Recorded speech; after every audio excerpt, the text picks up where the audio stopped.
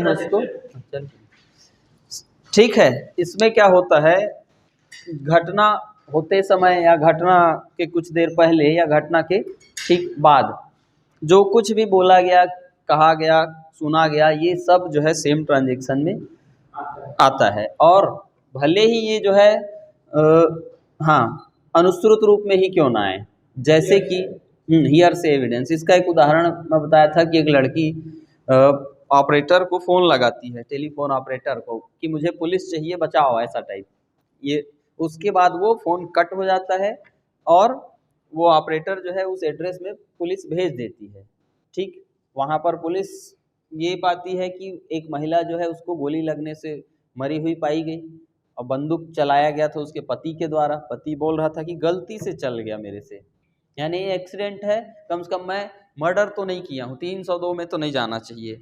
लेकिन अब देखिए यहाँ पर वो ऑपरेटर जो है कहाँ बैठी थी, कहीं और, लेकिन वो उसी दौरान ये सब हुआ है, तो ऑपरेटर के उसको साक्ष्य को लिया गया और उसी आधार पर उसके पति को सजा दिया गया और ये माना गया कि इसने मर्डर किया है, जानबूझकर बंदूक चलाया है। और भी बहुत सारे फैक्ट थे उसमें कि एक महिला जो है अचानक पुलिस बुला रही है, ऑपरेटर को बोल रही है पुलिस मदद चाहिए, पुलिस बुलाओ, डरी हुई है।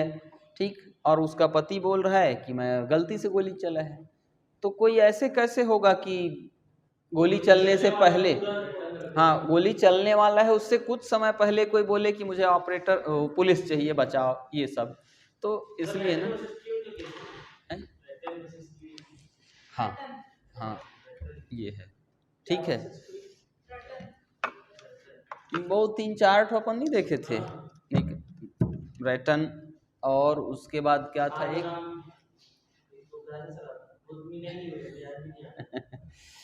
रिचर्डसन, आर बनाम रिचर्डसन, है ना। ठीक है, चलिए, तो ऐसा करते करते हम लोग पहुंच गए हैं धारा 21 में। अभी देखते हैं धारा 21। ठीक, 20 तक हो गया था अपना, 21 से देखते हैं। दरअसल यहाँ पर 17 से हो गया है एडमिशन शुरू, स्वीकृति। ठीक, 17 में बताया गया स्वीकृति क्या होगा। जो प्रश्न आता है तो कोई भी मौखिक, लिखित या इलेक्ट्रॉनिक रूप में होगा वो, और हाँ, और वो उसको निम्नलिखित आगे जो बताए गए हैं उन व्यक्तियों द्वारा स्वीकृति किया जाएगा। तो पक्षकार द्वारा स्वीकृति होगा, उसके प्रतिनिधि द्वारा स्वीकृति किया जाएगा किसी मामले में, और उससे जिसने हित प्राप्त किया है उसके द्वारा स्वीकृति किया जाएगा, ये बताया गया। फिर उसके बाद आपका 19 और 20 थोड़ा सा अलग था। ठीक, 20 में हाँ रेफरी के बारे में है। 19 उन व्यक्तियों द्वारा स्वीकृतियां जिनकी स्थिति वाद के पक्षकार के विरुद्ध साबित की जानी है। ये ऐसा है कि इसका एक उदाहरण है कि बी को पैसा लेना था सी से और वसूली का काम करता था ए, तो सी जो कुछ स्टेटमेंट देगा वो जो वसूली करता एजेंट जो उसने रखा है उसके विरुद्ध होगा, तो सी जो बोल रहे हैं वो स्वीकृति में आ जाएगा। जैसे इसमें क्या हो रहा है, सी से पैसा लेना है ए को, वसूली का काम बी करता है, तो ए बोल रहा है कि तुम सी से पैसा नहीं वसूल किए हो, बी बोल रहा है मैं ले चुका हूं उससे। जैसे ही सी को बुलाए, सी जो कुछ भी बोलेगा वो एडमिशन होगा, और खासकर ये कि मैंने अभी तक पैसा नहीं दिया है, ये एडमिशन होगा, ये 20 के अंतर्गत। ठीक है, 19 में ठीक है, उन व्यक्तियों द्वारा स्वीकृतियां जिनकी स्थिति वाद के पक्षकारों के विरुद्ध साबित की जानी चाहिए, ये इसमें वही वाला उदाहरण है और ये उसी की बात करता है। ठीक, 20 तो रेफरी है कि आप एक, मान लीजिए आप एक घोड़ा बेचना चाह रहे हैं और मैं आपसे पूछता हूं कि क्या भाई आपका घोड़ा कैसा है, ठीक ठाक तो है ना, तो आप बोलते हैं कि अनुपम से पूछ लो, उसको सब पता है। तो अनुपम जो भी बोलेंगे वो सब जो है आपके तरफ से एडमिशन होगा, यानी वो माना जाएगा कि अगर वो बोलते हैं कि नहीं नहीं ये घोड़ा बहुत बेकार है, तो ये माना जाएगा आपने ही बोला है ऐसा। ठीक, हाँ, इसी को बोलते हैं रेफरी, आप किसी को रेफरी बना के रखे हैं ये। अब आ जाते हैं धारा 21 में। देखिए, स्वीकृति जो है एक्चुअल में किया जाता है अपने हितों के विरुद्ध। ठीक, आप अगर बोलोगे कि मैं तो ऐसा हूं कि बहुत बढ़िया हूं, या किसी मामले में आप बोल रहे हैं कि नहीं नहीं मैंने अपराध किया ही नहीं है, सॉरी अपराध तो संस्वीकृति में चला जाएगा, किसी सिविल मामले में कि मैंने इनसे पैसा लिया ही नहीं है, मैं देनदार ही नहीं हूँ, तो ये स्वीकृति नहीं हो गया, तो सब बोलते हैं। लेकिन यहीं पर आप बोले कि हाँ भाई आपका पैसा जो है हम देना है और मैंने 1 रुपये भी नहीं लौटाया है, मैं पूरा पैसा आपको लौटा रहा हूँ, ये स्वीकृति होगा, क्योंकि आप अपने विरुद्ध बात कर रहे हैं। तो सामान्यतया स्वीकृति ऐसा ही होता है, जो बोल रहा है वो अपने अगेंस्ट बात करेगा तभी उसको स्वीकृति माना जाएगा, और सही भी है, ठीक है। लेकिन क्या है, ये सामान्य नियम है, लेकिन कुछ परिस्थितियों में आप जो बोल रहे हैं वो अपने लिए ही इस्तेमाल करेंगे, ठीक, और आपके तरफ से ही साबित किया जाएगा, ठीक है। और वो 2-3 परिस्थितियां बताई गई है इसमें। एक ये है कि कोई स्वीकृति करता है कोई भी व्यक्ति, ठीक, अब आगे चल के उसके द्वारा जो है वो स्वीकृति ऐसा है कि वो व्यक्ति मर गया, मिल नहीं सकता है, या बहुत विलंब से जो है उसको विलंब होगा उसको लाने पर, ऐसा कुछ है, तो धारा 32 के अंतर्गत, 32 मतलब डाइंग डिक्लेरेशन है इसमें, इसके 32 क में, ठीक है, 32 के अंतर्गत अगर वो सुसंगत है तो ये जो है अपने ही पक्ष में वो, यानी अपने ही बातों को अपने ही मामले में वो साबित करेगा, यानी अपना जो स्टेटमेंट है अपने फेवर में बात करेगा वो, और उसको माना जाएगा, सुसंगत होगा वो, ठीक है।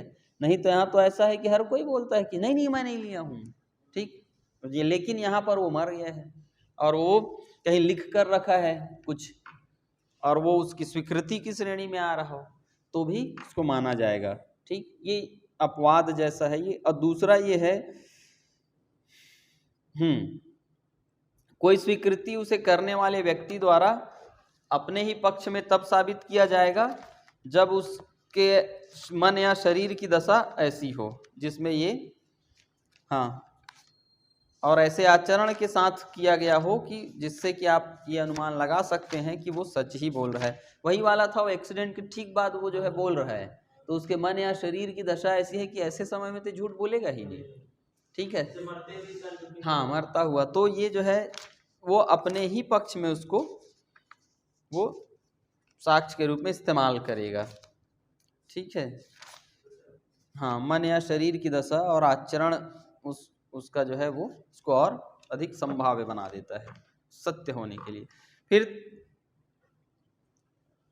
फिर तीसरा है कि कोई स्वीकृति उसे करने वाले व्यक्ति द्वारा उसकी ओर से तब साबित की जा सकेगी जब स्वीकृति के रूप में नहीं किंतु किसी अन्य रूप में वो सुसंगत है, ठीक, तब तो 2 चीज याद रखना, एक तो अन्य रूप में सुसंगत है, और फिर उसके बाद अगर वो 32 के अंतर्गत मृत्युकालिक कथन जैसा है तो उसको जो है अपने ही पक्ष में वो साबित करेगा, सुसंगत होगा, और मन या शरीर की दशा का अस्तित्व दर्शित करने वाला हो तो वो भी तब भी। अब इसका उदाहरण दरअसल ये है कि क और ख के बीच एक विवाद है। क बोल रहा है कि एक दस्तावेज जो है वो कूट रचित है, ठीक, ये क बोल रहा है नहीं, कूट रचित दस्तावेज जो है वो असली है बोल रहा है, ख बोल रहा है नकली है, ठीक। इससे थोड़ा सा कहीं क्लियर हो कुछ आपका, तो उदाहरण बता रहा हूं। क प्रतिज्ञात करता है, ये प्रतिज्ञात लिख दिया है आपके उसमें, दूसरा ख जो है प्रत्याख्यात कर रहा है, डिनाई कर रहा है, वही लिखा है ना इंग्लिश में, हाँ, the question between A and B is whether a certain deed is और इज नॉट फोर्ज, ए अब क्या है, affirms that it is genuine, B that it is forged, जो भी है, ठीक है। एक बोल रहा है असली है, दूसरा नकली है बोल रहा है।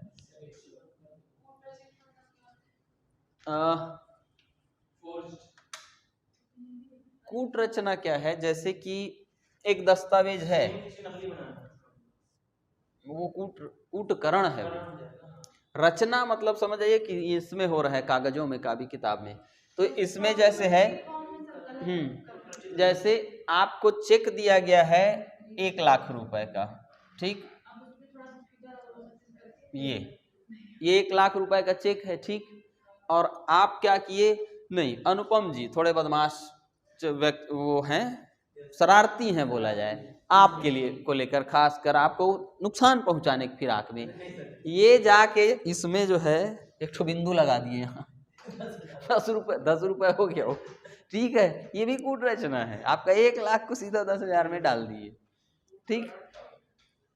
कूटकरण वस्तुओं का होता है ये तो कूट रचना है, ठीक। या फिर इसी में आप क्या किए, 100 रुपए है, इसको आप 2 शून्य बढ़ा दिए, 10,000 कर दिए। नहीं, कूट रचना मतलब कुछ भी रचना कर रहे हैं आप, हाँ, आप कहीं पर नाम हटा दिए, किसी का नाम जोड़ दिए, ठीक। कूट, हाँ, कूटकरण मतलब असली को जो है नकली जैसा,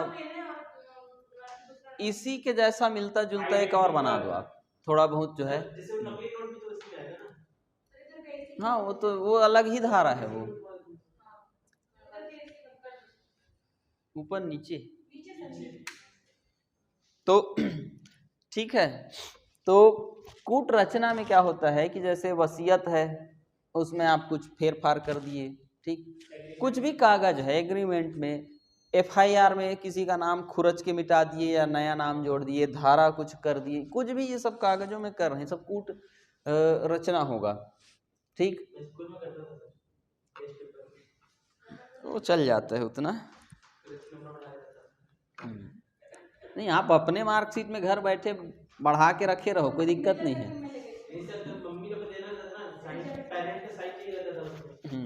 चलिए, तो ये सब कूट रचना में आ जाएगा, ठीक है। कूटकरण मतलब किसी वस्तु को जो है उसी के जैसा बना देना, ठीक। जैसे ये क्या है, रोरिटो लिखा है, इसको हम क्या कर दें, रोरी नहीं, रोरीरो कर दें, टी के जगह फिर एक आर बना दें, और ऐसा ही कुछ बना के निकाल दें, देखने से लग रहा है रोरिटो है, ये वो हो जाएगा, कूटकरण हो जाएगा ये, ठीक। हाँ, काउंटर फेट, हाँ, 28 वाला, ठीक। तो ये रचना में ये सब आएगा। अब क्या हो रहा है, हम स्वीकृति की बात कर रहे हैं, कब हम जो है अपने ही कथनों को जो है अपने लिए ही साबित करेंगे। तो यहाँ पर सामान्य नियम यह है कि आप जो है अपने ही कथन को अपने लिए ही साबित नहीं करोगे। उसका उदाहरण ये है, क बोलता है कि ये दस्तावेज जो है असली है, ठीक। अब ख बोल रहा है कि नकली है, तो क क्या बोल रहा है, असली है, तो उसके बोलने से कुछ नहीं होगा, और ये स्वीकृति भी नहीं है, ठीक। हाँ, अब जैसा भी है, लेकिन ये अपने ही बात को कि ये असली है वो साबित नहीं करेगा, और ना ही उसके लिए साक्ष्य जो है नहीं माना जाएगा उसको। ख बोल रहा है कि नकली है, तो अरे ठीक है, लेकिन वो भी उसका साक्ष्य नहीं माना जाएगा, लेकिन कभी, और स्वीकृति नहीं माना जाएगा उसको, लेकिन कभी अगर क ने हाँ, ख ने कभी अगर स्वीकार किया हो कि ये तो असली है, तो ये स्वीकृति में आएगा, ठीक, क्योंकि अपने विरुद्ध बात कर रहा है। हो सकता है कभी किसी के सामने ख ने ही बोला हो कि नहीं नहीं वो तो असली है, ये साक्ष्य आप दे सकते हैं, और ये एडमिशन माना जाएगा क्योंकि ये इसके विरुद्ध हो रहा है। और ऐसा ही क ने कभी अगर बोला हो कि अरे वो कहाँ असली है, वो तो नकली है, ठीक। हाँ, तो ये जो है ये इन चीजों को साबित किया जाएगा, एडमिशन होगा और सुसंगत हो जाएगा, और वो साक्ष्य दिया जा सकता है उसका। नहीं तो मैं तो बोलूंगा ही कि मैं निर्दोष हूं, मैं ये जो है असली है, आप बोलोगे नकली है, ठीक। तो उसी भर को मान के कैसे काम चलेगा, ठीक।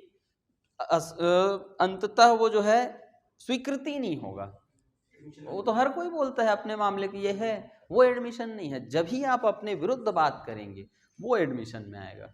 ये सामान्य उदाहरण है, यानी इसमें लिखा है कि क जो है उसका असली होना साबित नहीं करेगा अपने ही कथन को, और एक ख जो है नकली होना साबित नहीं करेगा अपने ही कथन को, ठीक है। वो इसका प्रयास रहेगा कि साबित करे कि असली नहीं है, और ये साबित करे कि वो असली है करके, ठीक। चलिए, समझ में आया है या नहीं?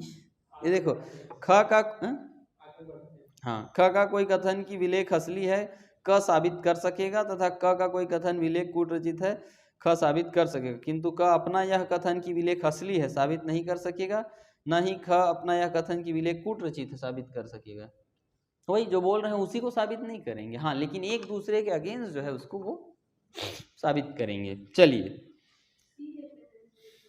क अपने द्वारा कलकत्ते में किए गए अपराध का अभियुक्त है। वह अपने द्वारा लिखित और उसी दिन लाहौर में दिनांकित और उसी दिन का लाहौर डाक चिन्ह धारण करने वाला पत्र पेश करता है। पत्र की तारीख का कथन ग्राह्य है, क्योंकि यदि क की मृत्यु हो गई होती तो वह 32 खंड 2 के अधीन ग्राह्य होता। उस लेटर को डायरेक्ट डिक्लेरेशन, हाँ, अगर मर जाता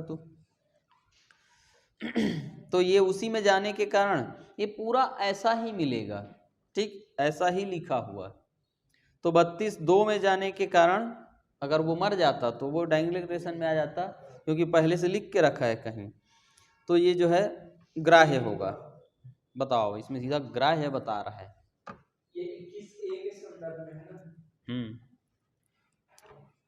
21, हाँ, 1 जो है, चुराए हुए माल को यह जानते हुए कि वह चुराया है प्राप्त करने का अभियुक्त है।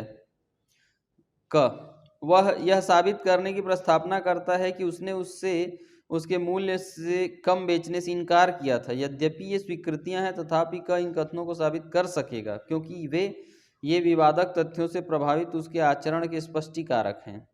ये तो सिंपल है, ऐसा साक्ष्य दे सकते हैं कि जो है आप अगर कोई सामान खरीदते हैं, मान लीजिए कोई चीज़ खरीदा आपने जो 100 रुपए का है ना, और आपने उसको लिया भी 100 रुपए में है और अधिक से अधिक 90 रुपए में। टमाटर उसी को लेते हैं, ठीक है, 120 रुपए किलो है भी। और अगर अब ये है कि आपने चोरी का टमाटर खरीदा है, तो भैया आप बताओगे कि वो तो जो है 120 चल रहा है, 110 में तो हमने ही खरीदा है, और हम लोग उसको बोले कि 90-80 में दे, तो दिया ही नहीं वो। यानी कि ये आप साबित कर रहे हैं कि आपने चोरी का टमाटर नहीं खरीदा है, ठीक है। चलिए, ये इस उदाहरण के हिसाब से। फिर इसके बाद है 22, दस्तावेजों के अंतर वस्तु के बारे में मौखिक स्वीकृतियां कब सुसंगत होगी।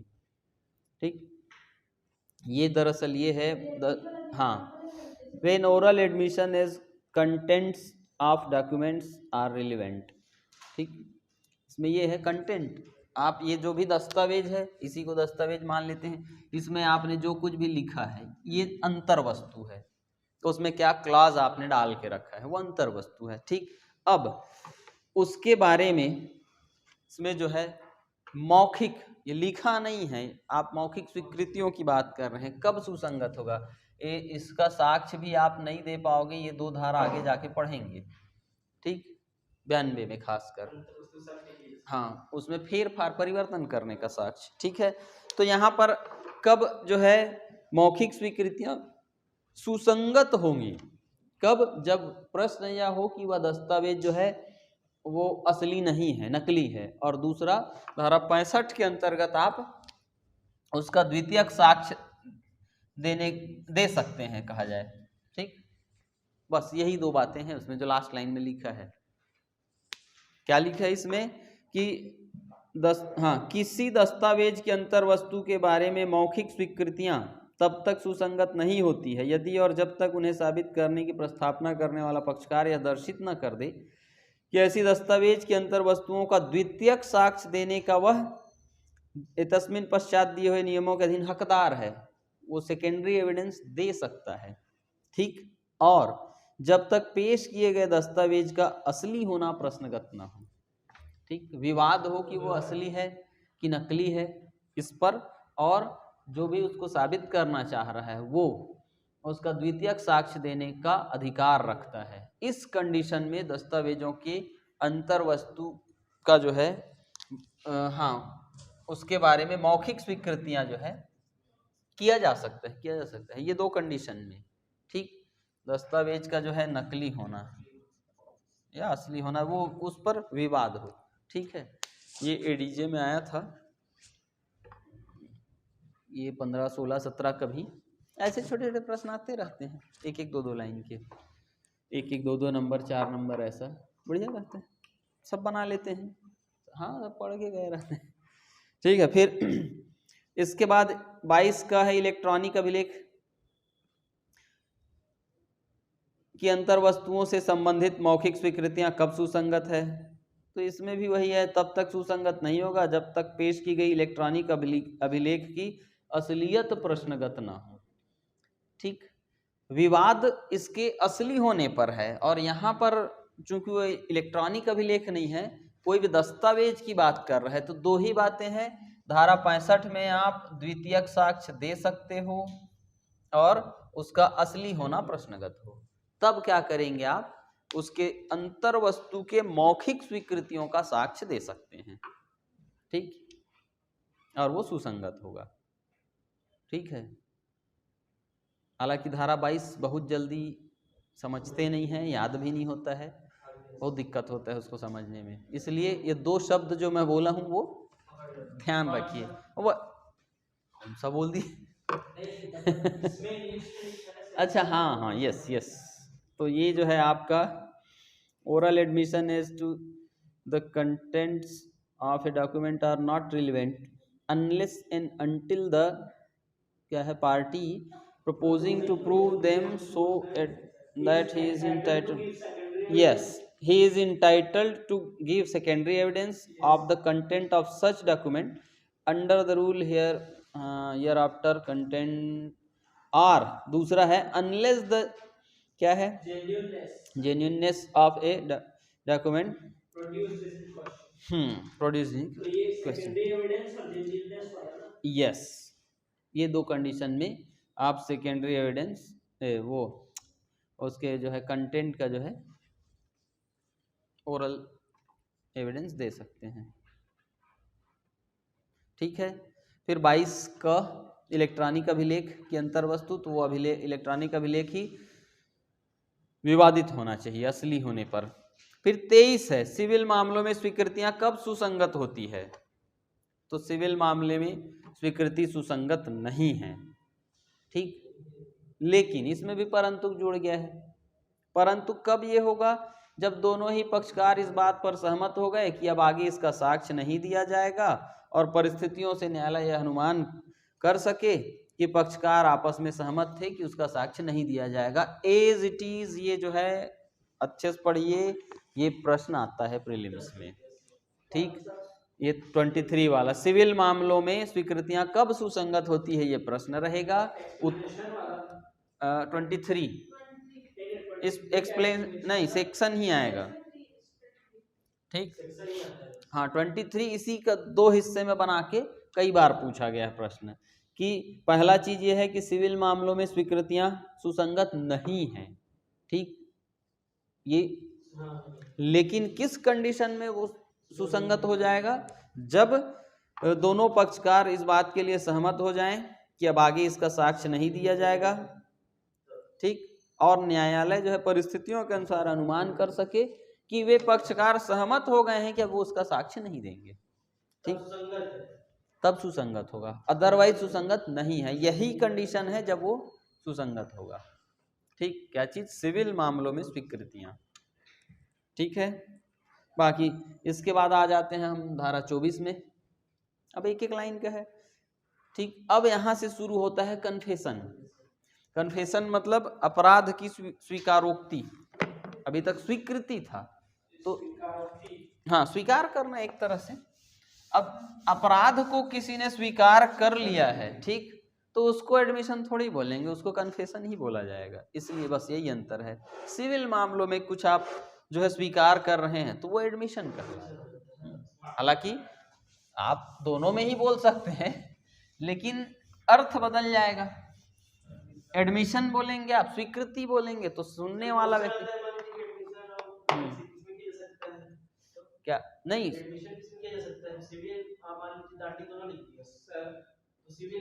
सिविल में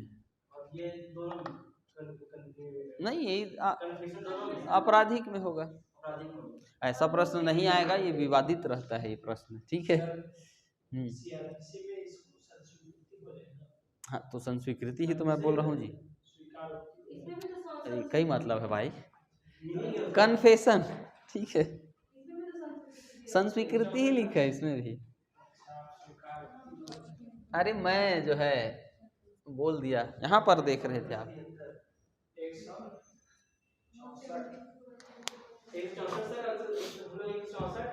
72 और 73 कभी नहीं भूल सकते उसको, इतना साल उसको लिखवाया था। नहीं आता है प्रश्न यहाँ से।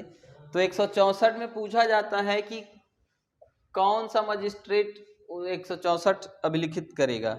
जिसके पास पावर है एनी जुडिशियल मजिस्ट्रेट का, जिसके पास पावर हो चाहे नहीं हो उसके। हाँ वही पूछ रहा था मैं, कोई भी का मतलब एनी जुडिशियल अधिकारी रखने वाला मजिस्ट्रेट। हाँ बस ये आता है बाद में।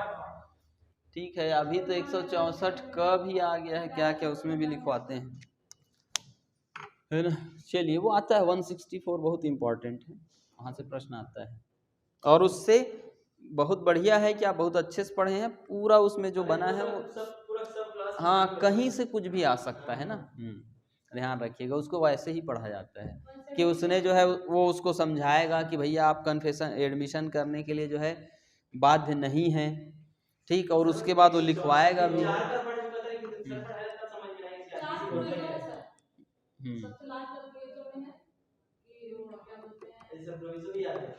चलिए आगे बढ़ते हैं, ठीक है। इसके बाद ये सिंपल है, किसी को भी संस्वीकृति कन्फेशन आप करा रहे हैं और कैसे, डरा धमका के, कोई लालच देकर, उत्प्रेरणा, धमकी, वचन द्वारा, तो वो विसंगत हो जाएगा, ठीक। और ये उत्प्रेरणा, वचन, धमकी कौन दे रहा है, तो प्राधिकारवान व्यक्ति द्वारा दिया जा रहा है। तो प्राधिकारवान व्यक्ति बहुत हाँ होगा, हाँ ये तो रहेगा ना, वो आईपीसी में है, धारा है। और हाँ इसमें प्राधिकारवान व्यक्ति कौन, मजिस्ट्रेट हो सकता है, एक्यूज को जबरदस्ती वो एडमिशन करवा कन्फेशन करा ले, ठीक, तो ये नहीं होगा, ठीक है।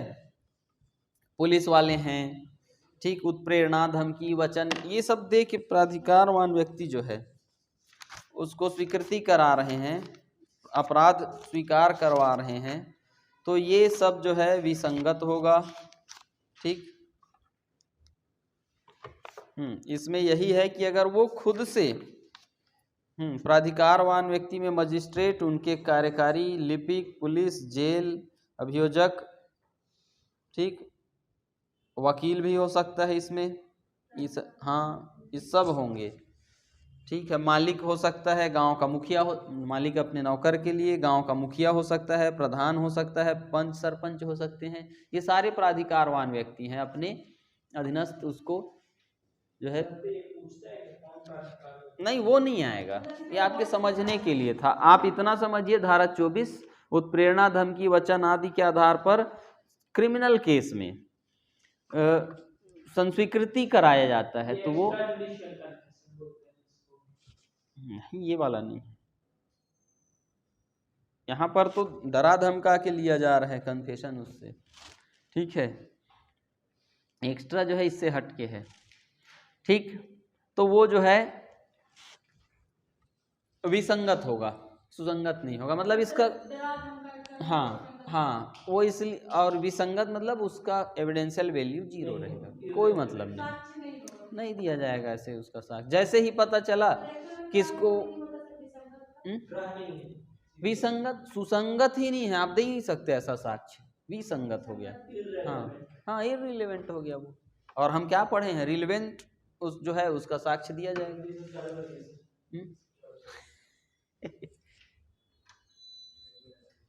ठीक है, चलिए उसी बस को चलने दो, हल्का हल्का। देखिए इसके बाद क्या है, पुलिस ऑफिसर से धारा 25, यहाँ पर ना 24, 25, 26, 27, एक तो किसमें क्या है, तो डरा धमका के कन्फेशन कराया जा रहा है 24 में, जो कि रिलेवेंट नहीं है। 25 पुलिस ऑफिसर के समक्ष उस पुलिस से की गई संस्वीकृति भी कुछ नहीं है, इसीलिए आप देखिएगा अपराधी लोग पकड़ाते हैं और तुरंत सारा कुछ जो है पुलिस के सामने स्टेटमेंट दे देते हैं, मार बिल्कुल नहीं खाते, हाँ भैया मैंने ये किया है, ये किया, वहां भी मर्डर किया, सब किया है, मारना नहीं, पूरा दस्तखत करके दे दिए, 0 एविडेंशियल वैल्यू उसका, कोर्ट में वो सब रद्दी है, कोई काम का नहीं, ठीक। तो जो शातिर होते हैं वो लोग ऐसी करते हैं। तो यहाँ पर ये भी है, धारा 25 पुलिस के समक्ष की गई संस्वीकृति का साबित न किया जाना, कुछ साबित नहीं कर सकते वहां से आप, ठीक है, उस संस्वीकृति को। फिर 26 है, पुलिस तो है लेकिन वहां पर यदि मजिस्ट्रेट है, मजिस्ट्रेट की साक्षात उपस्थिति में, तो ये हाँ ये माना जाएगा 26 में। तो ये आता है ऐसा प्रश्न, उत्प्रेरणा धमकी वचन के आधार पर कन्फेशन 24, और पुलिस की अभिरक्षा में या पुलिस की उपस्थिति में 25 में, और 26 है पुलिस की अभिरक्षा में। हाँ 25 में यही है कि पुलिस की उपस्थिति में, 26 में पुलिस की अभिरक्षा में, लेकिन मजिस्ट्रेट है वहाँ, तो फिर वो जो है, हाँ ये दो कंडीशन है। पुलिस अभिरक्षा में यदि संस्वीकृति किया गया है तो वो मान्य नहीं होगा, लेकिन पुलिस की अभिरक्षा तो है लेकिन मजिस्ट्रेट भी उपस्थित है तो अब वो मान्य होगा, वो संस्वीकृति माना जाएगा और उसको अपराधी के खिलाफ साबित कर सकते हैं। फिर 27 जो है ये भी बढ़िया है, अभियुक्त से प्राप्त जानकारी उसमें से कितनी साबित की जा सकेगी। ठीक, तो होता ये है कि अभियुक्त से प्राप्त जानकारी, जैसे धारा 27 है इसमें, तो उसमें ये बताया गया है कि अपराधी से पूछा गया, अपराधी आके बोल रहा है अभियुक्त कि हाँ मैंने यहाँ ऐसा ऐसा वारदात किया है, मैंने ही मारा है उसको। ठीक, अब चूंकि 25 में पुलिस से की जा रही है और 26 के अकॉर्डिंग मजिस्ट्रेट है नहीं वहाँ, तो 25 ही आ गया वो। ठीक, तो वो उसका जो है संस्वीकृति किया जाना किसी काम का नहीं है, लेकिन इसी में वो क्या कर रहा है, पुलिस की उपस्थिति में ही कर रहा है, पुलिस के कस्टडी में ही कर रहा है संस्वीकृति। उसमें ये बोल रहा है कि हाँ मैंने इस दिनांक को वहाँ गया और उसको जो है उसके घर में घुसा, दरवाजा ताला तोड़ के वो सो रहा था, उसके गले में चाकू से मैंने प्रहार किया। हाँ, और चाकू को उसके बाद मैं लेके गया, तालाब में धोया, उसके बाद कपड़े में लपेट कर यहाँ गड्ढा खोद के मैंने दबा दिया है। तो और उसका हाँ उसका ये मर्डर मैंने ही किया है। ठीक, तो ये उससे प्राप्त जानकारी क्या हो रहा है, कुछ डिस्कवरी हो रहा है, डिस्कवर कर रहे हैं आप, खोज के निकाल रहे हैं, चाकू उपयोग किया गया, तो ये हिस्सा जो है हाँ रिलेवेंट होगा। कहाँ से, ये पूछता भी है कहाँ से कि हाँ उस दिनांक को मैं मृतक को मैंने ही मारा है, उसके घर में घुसा दरवाजा तोड़ के, और उसके बाद जब वो सो रहा था तब मैंने उसके गला को रेत कर मार दिया। ये सब जो है रिलेवेंट नहीं है, बस जो चाकू मिला है हाँ वो उतना ही जो है साबित करेंगे उसके खिलाफ कि उसके बाद चाकू को मैंने यहाँ पर गड्ढा खोद के दबा दिया है, चलो चलकर मैं उसको दिखाता हूँ। ये हिस्सा जब्ती जो है और उसको गड़ा दिया है, हाँ चाकू वहां पे रखा है, हाँ गड़ाया हुआ वो नहीं होगा, जहाँ पे चाकू रखा है वो जहाँ किसको गड़ा दिया, वो डेड बॉडी गड़ा दिया है नहीं तो वो तो होगा ना, आंसर नहीं देते, लेकिन आंसर नहीं तो डेड अच्छा बॉडी तो डिस्कवरी होगा, वो तो कुछ भी डिस्कवरी हो रहा है वो तो आएगा। डेड बॉडी नहीं, डेड बॉडी अलग जगह, डेड बॉडी ठीक है, और अलग जगह है चाकू। दरअसल होता क्या है ना, डेड बॉडी मिलने के बाद अपराधी को खोजते हैं किसको मारा कौन तो जो भी उससे जानकारी मिल रहा है वो सब सुसंगत होगा, ऐसा है। चलो होता क्या है ऑब्जेक्टिव टाइप में ना, किसी केस लॉ के कारण प्रश्न बना देते हैं और पुराना अगर बना हुआ है तो फिर वो वही उत्तर लेते हैं, नया जो है इससे पढ़कर आप बना रहे हो वो गलत हो जाता है। तो जो आप उत्तर लगाए हैं वही सही होगा।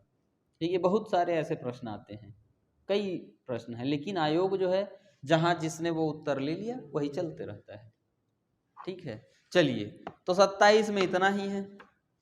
फिर इसके बाद है 28। अब धारा 24 में थोड़ा सा फिर से आते हैं कि मारपीट करके आप उत्प्रेरणा धमकी वचन आदि देकर संस्वीकृति करा रहे हैं, तो वो तो रिलेवेंट नहीं है। अब वही जो कुछ आप डराए धमकाए थे, मारपीट किए थे, वे सारे जो कुछ भी हुआ था वो सारा उसका प्रभाव दूर हो गया। अब वो कोई डर में नहीं है, तो किसी भी प्रकार के लालच में नहीं है, मतलब वो बढ़िया ठीक ठाक स्थिति में है। उसके बाद वो कन्फेशन कर रहा है तो उसको सुसंगत माना जाएगा। एक लाइन का है ये, उत्प्रेरणा धमकी या वचन से जो भी मन में प्रभाव हुआ है उसके दूर हो जाने के पश्चात की गई संस्वीकृति सुसंगत होगा। ठीक है, अरे हाँ, इससे पहले 27 में पुलकारी कोटैया वाला केस था, उसमें 3-4 लोग थे, सेवैया और बहुत सारे लोग, उसके घर में जाके मारा, उसी में तो था वो तलवार चाकू को जो है धो धा के छिपा दिया था। ठीक है, तो 27 में ध्यान रखिएगा, इसमें क्या लिख दिया है, हाँ पुलकारी कोटैया वाला केस है, उसमें आ जाता है कभी कभी। हाँ हाँ, पुलकारी ऐसा कुछ है। उसमें जो है आर बनाम देवमन उपाध्याय भी है। इसमें है पुलुकुरी कोटैया बनाम एम्परर।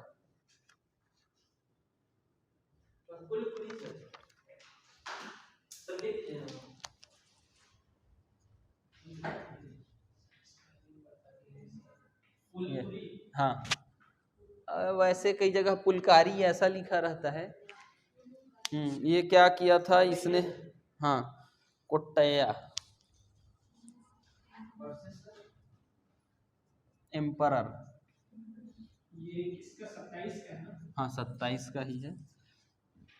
इसके बाद ना इसी में और होगा एक देवमन उपाध्याय वाला, हाँ स्टेट ऑफ यूपी बनाम देवमन उपाध्याय। हाँ ये दूसरा, ये एक हो गया। दूसरा ये भी 27 से ही रिलेटेड है, हाँ देवमन उपाध्याय।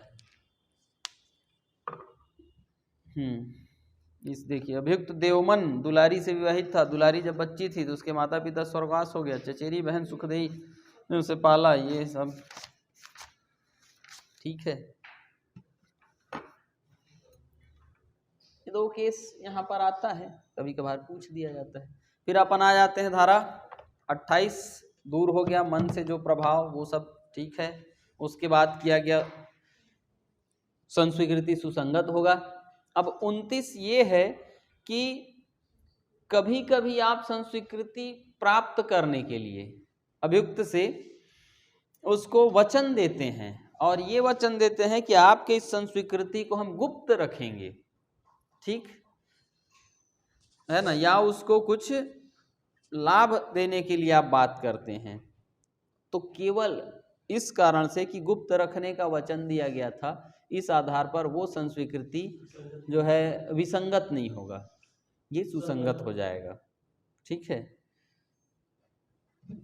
ये देखिए इसमें बताया गया है गुप्त रखने का वचन, कपट द्वारा, नशे की हालत में ली गई संस्वीकृति, ये सब जो है हाँ माना जाएगा। ठीक है, केवल आप जो है उसको क्या बोलते हैं, गुप्त रखने का वचन दे रहे हैं इसी आधार पर, या फिर कुछ थोड़ा बहुत कपट कर रहे हैं। कपट क्या होता है, जैसे दो अपराधियों को जो है अलग अलग कमरे में, हाँ दोनों को एक साथ एक ही रूम में छोड़ दिया गया और वहाँ पर एक टेप रिकॉर्डर रख दिया गया, उसमें वो दोनों आपस में मिले, देखे कोई नहीं है, रात में लड़ाई करने लगे। बोले कि तूने जो है अपराध स्वीकार कर लिया, तेरे कारण मैं अंदर आया हूँ, मारा तो तू है, ये क्या है, वो सारा कुछ रिकॉर्ड हो गया उसमें, तो वो उनके विरुद्ध उसको संस्वीकृति माना गया।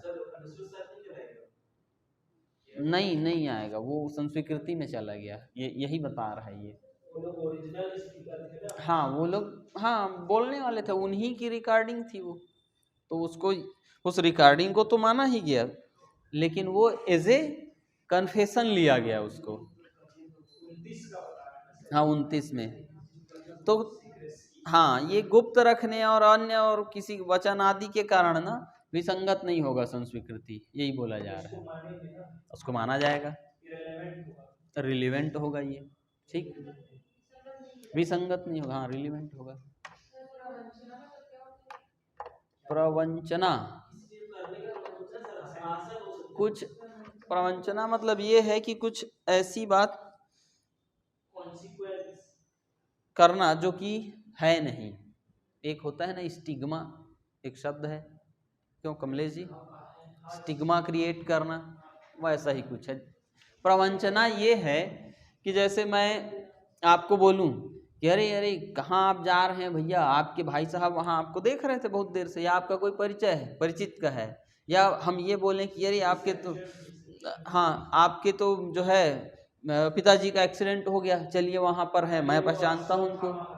हाँ तो इस तरह का जो है ये सब प्रवंचना में आता है। ऐसी बात आप पर किसी ऐसी बात पर सामने वाले को विश्वास दिलाना जो सच में नहीं है, ये प्रवंचना है। डेसिट होगा उसका इंग्लिश में। हाँ, ये आपको मिलता होगा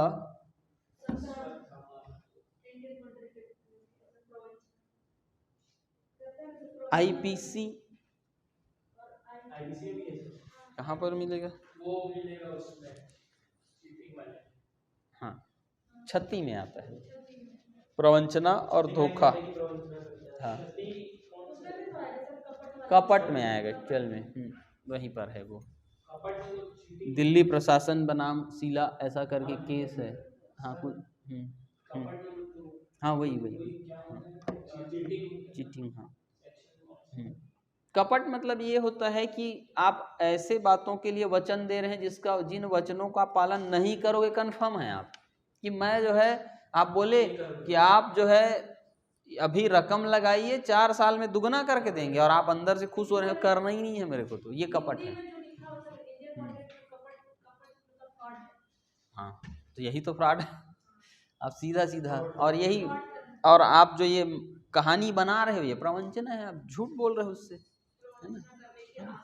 चलिए आ जाते हैं आगे धारा 30 में। 30 के साथ हम थोड़ा सा एक आठ और पढ़ेंगे। ये 30 को सीधा सीधा सह अपराधी बोल सकते हैं आप, ठीक है, को एक्यूज इसके साथ। फिर एक आपको मिलेगा 133 मिलेगा, और 114 का दृष्टांत एक आध मिलेगा। इसी एक्ट की बात हो रही है ये सब। 133 आपका बोलता है कि सह अपराधी जो है, हाँ सह अपराधी एक्चुअल में 133 में ही लिखा है, ठीक है, और वो सक्षम साक्षी होगा सह अपराधी 133 के अकॉर्डिंग। लेकिन यहाँ पर 114 जो है, वहाँ अगर हम देखें 114 का दृष्टांत बी, तो वो विश्वसनीयता के अयोग्य मानता है उसको हमारा ये धारा। इसका जो है दृष्टांत ख, और ये तो सक्षम साक्षी मान रहा है, मतलब 2 लोगों ने मिलकर अपराध किया, एक बोल रहा है हाँ मैंने और इसने अपराध किया है, तो ये 133 बोल रहा है एकदम सही है, उसके साक्ष्य को आप ग्रहण करिए। तो ऊपर सक्षम साक्षी है वो दूसरा अपराधी उस अपराधी के लिए, ठीक। दृष्टांत ये बोलता है 114 का दृष्टांत ख बोलता है कि सक्षम साक्षी नहीं है वो जब तक और किसी से आप उस हाँ पुष्टि ना करा लें, यानी कि कोई और हो जो बोले हाँ हाँ मैंने देखा था यही दोनों अपराध किए थे, तब जाके उसके उस कथन को मानेंगे। और ये यहाँ 30 में वही बताया गया है कि एक किसी अपराध को एक या अधिक लोग मिलकर कर रहे हैं, तो उनका जो है साक्ष्य दिया जाएगा। इसमें थोड़ा अलग है, उसमें लिखा है साबित संस्वीकृति को जो उसे करने वाले व्यक्ति तथा एक ही अपराध के लिए संयुक्त रूप से विचारित अन्य को प्रभावित करती है, विचार में लेना। अब अंदर ये लिखा है कि एक से अधिक व्यक्ति एक ही अपराध के लिए विचारण किया जा रहा हो, और इनमें से एक के द्वारा अपने को और ऐसे अन्य व्यक्तियों में से किसी अन्य को प्रभावित करने वाली की गई संस्वीकृति को साबित किया जाता है, तब न्यायालय ऐसी संस्वीकृति को ऐसे अन्य व्यक्ति के विरुद्ध तथा ऐसी संस्वीकृति करने वाले व्यक्ति के विरुद्ध विचार में ले सकेगा। वही है, ए और बी ने मिलकर अपराध किया है, एक साथ ट्रायल चल रहा है, बी अचानक बोला है कि हाँ भाई मैंने अपराध किया है ए के साथ मिलकर। लो, ए बेचारा कुछ संस्वीकृति किया ही नहीं है, लपेटा गया वो, तो इसको क्या करेंगे आप, तो इसको संस्वीकृति मानेंगे। यहाँ पर 133 बोल रहा है ये सक्षम साक्षी होता है, 114 का दृष्टांत बी बोल रहा है कि सक्षम साक्षी नहीं है जब तक कि और वो ना करा लें। तो ये 30 के साथ ये दोनों सेक्शन को पढ़ना है, तीनों को पढ़ना है आपको। 30 फिर 133 और 114 का दृष्टांत ख, इसमें जो है कभी भी 114 क ख ग घ अंगा नहीं लिखना है, या खंड ग खंड ख ऐसा लिखे, इलिस्ट्रेशन। हाँ इलस्ट्रेशन बी। हाँ 114 तो मेंस और प्री सबके दृष्टि से, मेंस की दृष्टि से तो बहुत इम्पोर्टेंट है, खासकर मेंस के लिए 114, ठीक है। अब ये सह अपराधियों के बारे में यही इसी 3 जगह में दिया गया है। ठीक है, सिंपल है। अब क्या है ना, कभी कभी प्रश्न आ जाता है, ए पर चोरी का आरोप है, ए को पुलिस ने पकड़ लिया, फिर न्यायालय के समक्ष विचारण के दौरान वो बता रहा है कि मैंने और बी और सी तीनों ने मिलकर चोरी किया है। अब क्या होगा, तो क्या बी और सी भी अपराधी बनेंगे? तो बनेंगे, ये बोल रहा है। एक ये तो कन्फेशन कर ही रहा है ना, वो अपराधी तो बन ही गए। अब फिर ये दो, फिर वो न्यायालय का विवेक है, ये सब चेक करेंगे वो, इन सब में अगर वो सही हो रहा है तब जाके दोष सिद्धि वगैरह होगी। लेकिन हमारा क्या है, 2-3 अपराधी हैं, उनमें से एक अपराधी संस्वीकृति कर रहा है, 30 वही है, संस्वीकृति वाला है कि इनके साथ मिलकर मैंने अपराध किया है। तो क्या होगा, उस संस्वीकृति को उनके विरुद्ध भी साबित किया जाएगा, किया जाएगा। हाँ, सहअभियुक्त, हाँ 30 में। तो फिर वो जो सब सच्चो साक्षी वो है अभियुक्त है, जो मतलब जो मेन अभियुक्त है उसके खिलाफ भी होगा ना। हाँ, सब एक वही मतलब है उसका। 3-4 अपराधी हैं, सब एक दूसरे के को एक्यूज हैं। सह मतलब जो साथ में अपराध किया हो उसी को सह अभियुक्त बोला जाता है। जैसे मान लीजिए मैं प्लानिंग कर रहा हूं, मैं अपराध किया, मैं कन्फेशन कर रहा हूं, तो ये भी होगी ना। हाँ वही तो 30 में, 30 में, हाँ कोई भी एक, हाँ तो उस 30 इतना ही बोल रहा है कि एक जने अगर कन्फेशन कर रहा है तो उसके विरुद्ध भी उसको साबित किया जाएगा। लेकिन आगे ये 2 धारा और आपके लिए मिल जाता है, ये तो सक्षम साक्षी घोषित कर दिया है, बोल रहा है उसके आधार पर सजा दे सकते हैं। दृष्टांत ख जो है वो 114 का, वो थोड़ा वो बोलता है कि केवल और केवल सह अपराधी के साक्ष्य पर आप जो है दोष सिद्धि मत करिए, अन्य साक्ष्यों से उस अपराध के बारे में उसकी संपुष्टि करा लीजिए। कोई भी अपराध हो सकता है। हाँ 114 बी नहीं बोल रहा हूँ मैं, 114 ए और बी की बात नहीं है, दृष्टांत। हाँ ये ध्यान रखिएगा, क और ख अलग हो जाएगा वो फिर, हाँ हेडिंग वाला वो अलग हो जाएगा। ठीक है, चलिए इसके बाद आ जाता है धारा 31। ये यही आता है भाई जो उसका हेडिंग है, स्वीकृतियां निश्चायक सबूत नहीं है किंतु विबंध कर सकती है। स्टॉपेल ये है कि आप एक बार अगर बोलते हैं कि ऐसा करना है, ठीक, उसके बाद नहीं, उसके बाद जो है आपको ये नहीं बोलने दिया जाएगा कि अब ऐसा नहीं होगा।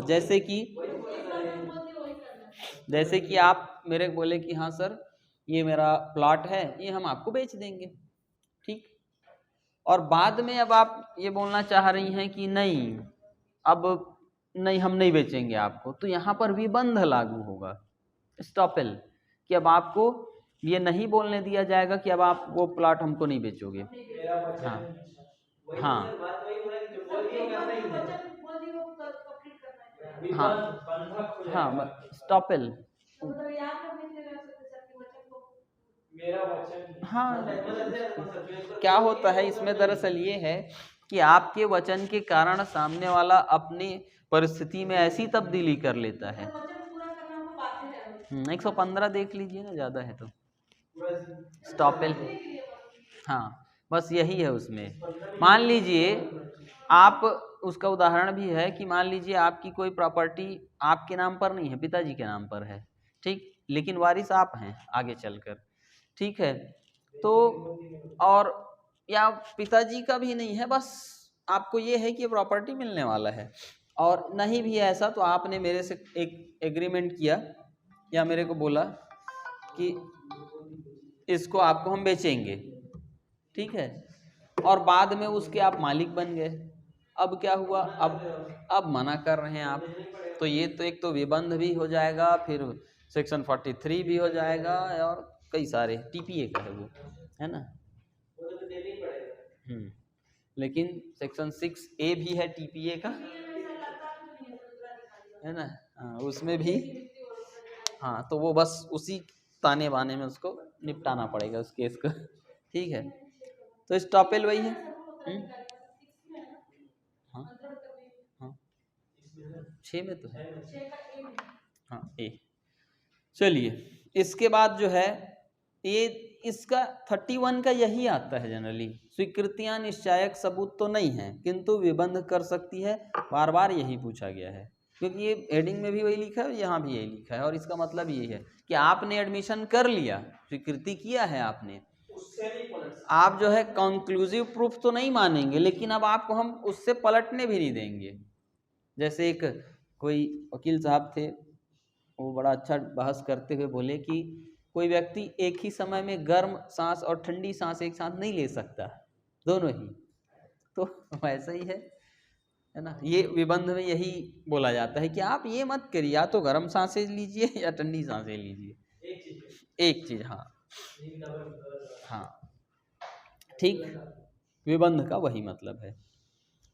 और ये उतना ही आएगा आपका ना, धारा 31 में या तो धारा पूछा जाएगा या ये सब। चलिए 31 के बाद है धारा 32, ठीक। 32 इसी में है, 32 के क्लॉज 1 में डाइंग डिक्लेरेशन, मृत्युकालिक कथन, लेकिन इसमें केवल इतना ही नहीं है, और भी 8 विषय के बारे में बात की गई है 32 में। अब ये क्या है कि कुछ परिस्थितियों की बात की गई है, वे दशाएं जिनमें कोई एक व्यक्ति है, उसने पहले कुछ कथन किया हो, ठीक, किसी तथ्य, कोई सुसंगत तथ्य है जिसके बारे में पहले किसी ने कथन किया हो कहीं पर भी, ठीक, लिखित या मौखिक हो सकता है वो। अब क्या है, वो व्यक्ति मर गया है या मिल नहीं सकता है, या वो जो है साक्ष्य देने के लिए असमर्थ हो गया है, या फिर न्यायालय ये सोचता है कि जब तक उसे बुलाएंगे तो वो अधिक खर्चीला हो जाएगा, तब तक तो हमारा मामला ही नहीं पड़ जाएगा उसको लाने ले जाने में। ऐसे कंडीशन में क्या किया जाएगा, अब उस व्यक्ति को बुलाने की आवश्यकता नहीं है, पहले उसने जो स्टेटमेंट देकर रखा है उसको मान लिया जाएगा, ठीक। हाँ हाँ ठीक है। हाँ तो माना जाएगा, बिल्कुल ये यही चीज लागू होगा, है ना। तो ये उन्हीं लोगों के बारे में बताया जा रहा है जो मर गया, मिल नहीं सकता है, जो है असमर्थ हो गया है। और क्या चीज, तो पहले कभी उन्होंने कोई मौखिक या लिखित कथन किया है जो सुसंगत हो आपके इस मामले से, ठीक, तो उनका जो है उसी स्टेटमेंट को साक्ष्य मान लिया जाएगा उनका। अब वो कब कब माना जाएगा, किस परिस्थिति में, जब उनके द्वारा ऐसा कोई मौखिक या लिखित कथन जो किया गया है उसके खुद के मृत्यु से संबंधित हो, तो ये हो गया आपका डाइंग डिक्लेरेशन 32 के क्लास 1 में, ठीक। अब इसमें भी घुस के प्रश्न पूछा गया कि ऐसा डाइंग डिक्लेरेशन जब जो किया गया है उस समय क्या होना चाहिए, मृत्यु की आशंका होनी चाहिए कि नहीं होनी चाहिए, तो दोनों ही लिखा है, जबकि वह मृत्यु कारण से संबंधित है और जबकि वह कथन किसी व्यक्ति द्वारा अपनी मृत्यु के कारण के बारे में या उस समयभार की किसी परिस्थिति के बारे में किया गया है जिसके फलस्वरूप उसकी मृत्यु हुई है, तब उन मामलों में जिनमें उस व्यक्ति की मृत्यु का कारण प्रश्नगत है ऐसे कथन सुसंगत हैं, चाहे उस व्यक्ति को जिसने उन्हें किया है उस समय जब वे किए गए थे मृत्यु की प्रत्याशंका थी या नहीं थी, दोनों ही है, ये पूछ दिया गया है एक बार। तो डाइंग डिक्लेरेशन उसमें जरूरी नहीं है कि उसको मरने वाले को या जो मर गया है उसको अपने मरने की आशंका रही हो या ना रही हो, ठीक। और मान लीजिए उसने कुछ बोला है और बाद में जिंदा बच जाता है, तो ठीक है, वो मृत्युकालीन, हाँ, तो वो जो है मृत्यु वो तो नहीं मानेंगे, लेकिन वो और अन्य स्टेटमेंट के रूप में संपोषक साक्ष्य जिस रूप में भी है हो जाएगा।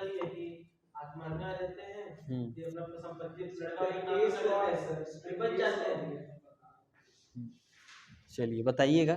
फिर उसके बाद दूसरा है कारोबार के अनुक्रम में किया गया है, ठीक।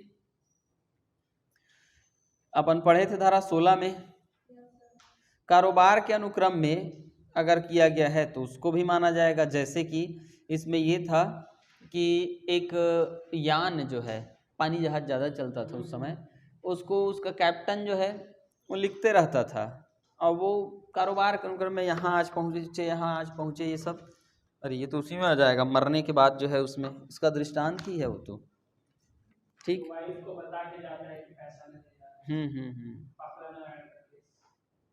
हाँ वो मृत्युकालिक कथन है, पकला नारायण वाला तो, ठीक है। तो कारोबार के अनुक्रम में अगर किया गया है कोई कथन तो वो भी सुसंगत होगा, कि सामान्य रूप से वो उस कथन को, उस स्टेटमेंट को वो दिया ही है। देखिए कारोबार मृत्यु की 9, यस सर, 5 से 9 केवल एविडेंस। 50 तक करेंगे, दिक्कत नहीं है, 50-55 तक। ये इसके बाद, ये आखिरी धारा है, इसके बाद 15 मिनट में सब खत्म हो जाएगा 50 तक, ठीक है। ये आपका थोड़ा सा कठिन है ना, ठीक। ये देखिए कारोबार के अनुक्रम में जो बार बार वो हस्ताक्षरित दस्तावेज में लिखता है, तो वो सब जो है हाँ यही खोज रहा था मैं। मान लीजिए किसी व्यक्ति की जन्म तिथि का प्रश्न है यहाँ पर, ठीक, और कोई एक मृतक जो मर चुका है, एक सर्जन, उसने अपने डायरी में लिखा है कि इस डेट में मैंने इस महिला का, जिसका नाम ये था और जिसका पति का नाम ये था, इसका मैंने जो है डिलीवरी कराया था, तो वो सुसंगत होगा इसी में, उसकी वो डायरी, क्योंकि वो ऐसे व्यक्ति थे जो हर दिन अपना जो है डायरी लिख लिया करते थे, उनका आदत था, या उनका वो था कि एक सर्जन है, आज क्या क्या किया एक हिसाब लिखते थे, तो वो कारोबार के अनुक्रम में था, इसलिए वो भी सुसंगत हो जाएगा, ठीक। और उसका साक्ष्य दिया मैं दुकान वाला हूं, मैं मरने से एक दिन पहले तारीख को लिखा अपनी भारी डायरी में, हाँ, मेरे को अनुपम जायसवाल नामक व्यक्ति से 1 लाख रुपए लेना है, ठीक। अब ये बात हमेशा लिखते थे आप, रोज हर तारीख में? मैं जो भी मेरे से पैसा लेता था उससे लिखता, हाँ, डेली, और वापस जो लिए हैं उसका भी हिसाब। हाँ, तो ये कारोबार का अनुक्रम हुआ ना, यही तो हुआ। हाँ, यही हाँ,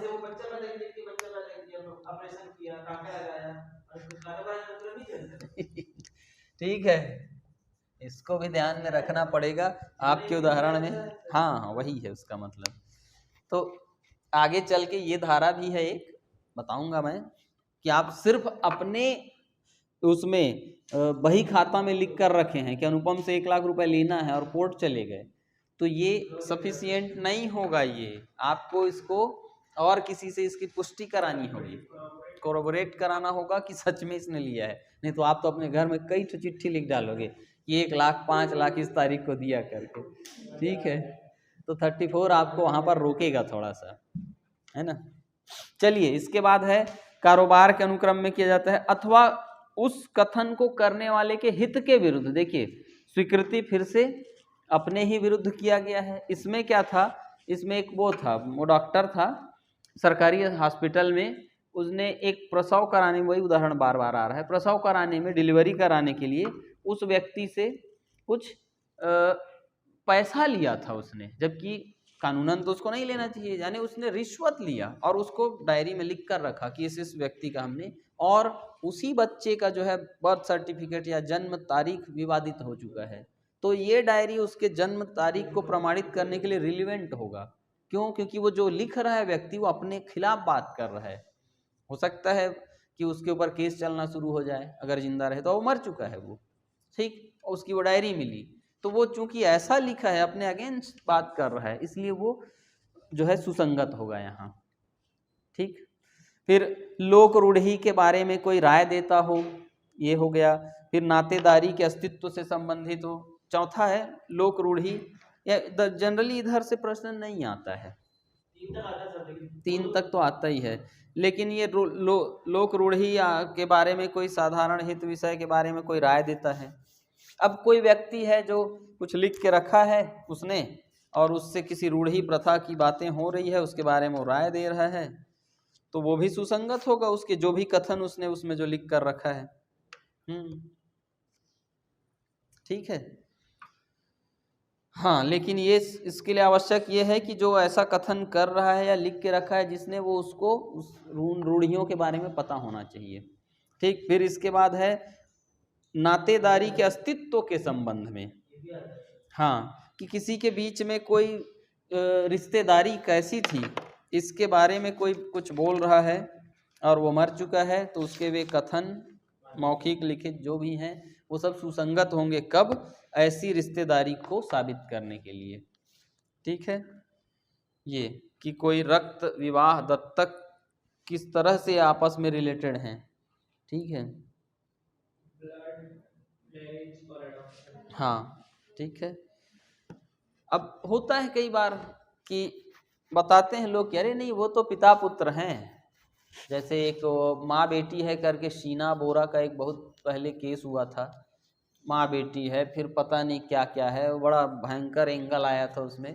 माँ जो है उसकी हत्या की थी, पहले छोटी बहन है या बेटी है, क्या क्या बहुत कुछ एंगल आया उसमें। अब पुरानी घटना है, अब तो भूल भी गए हम लोग उसमें क्या क्या हुआ था।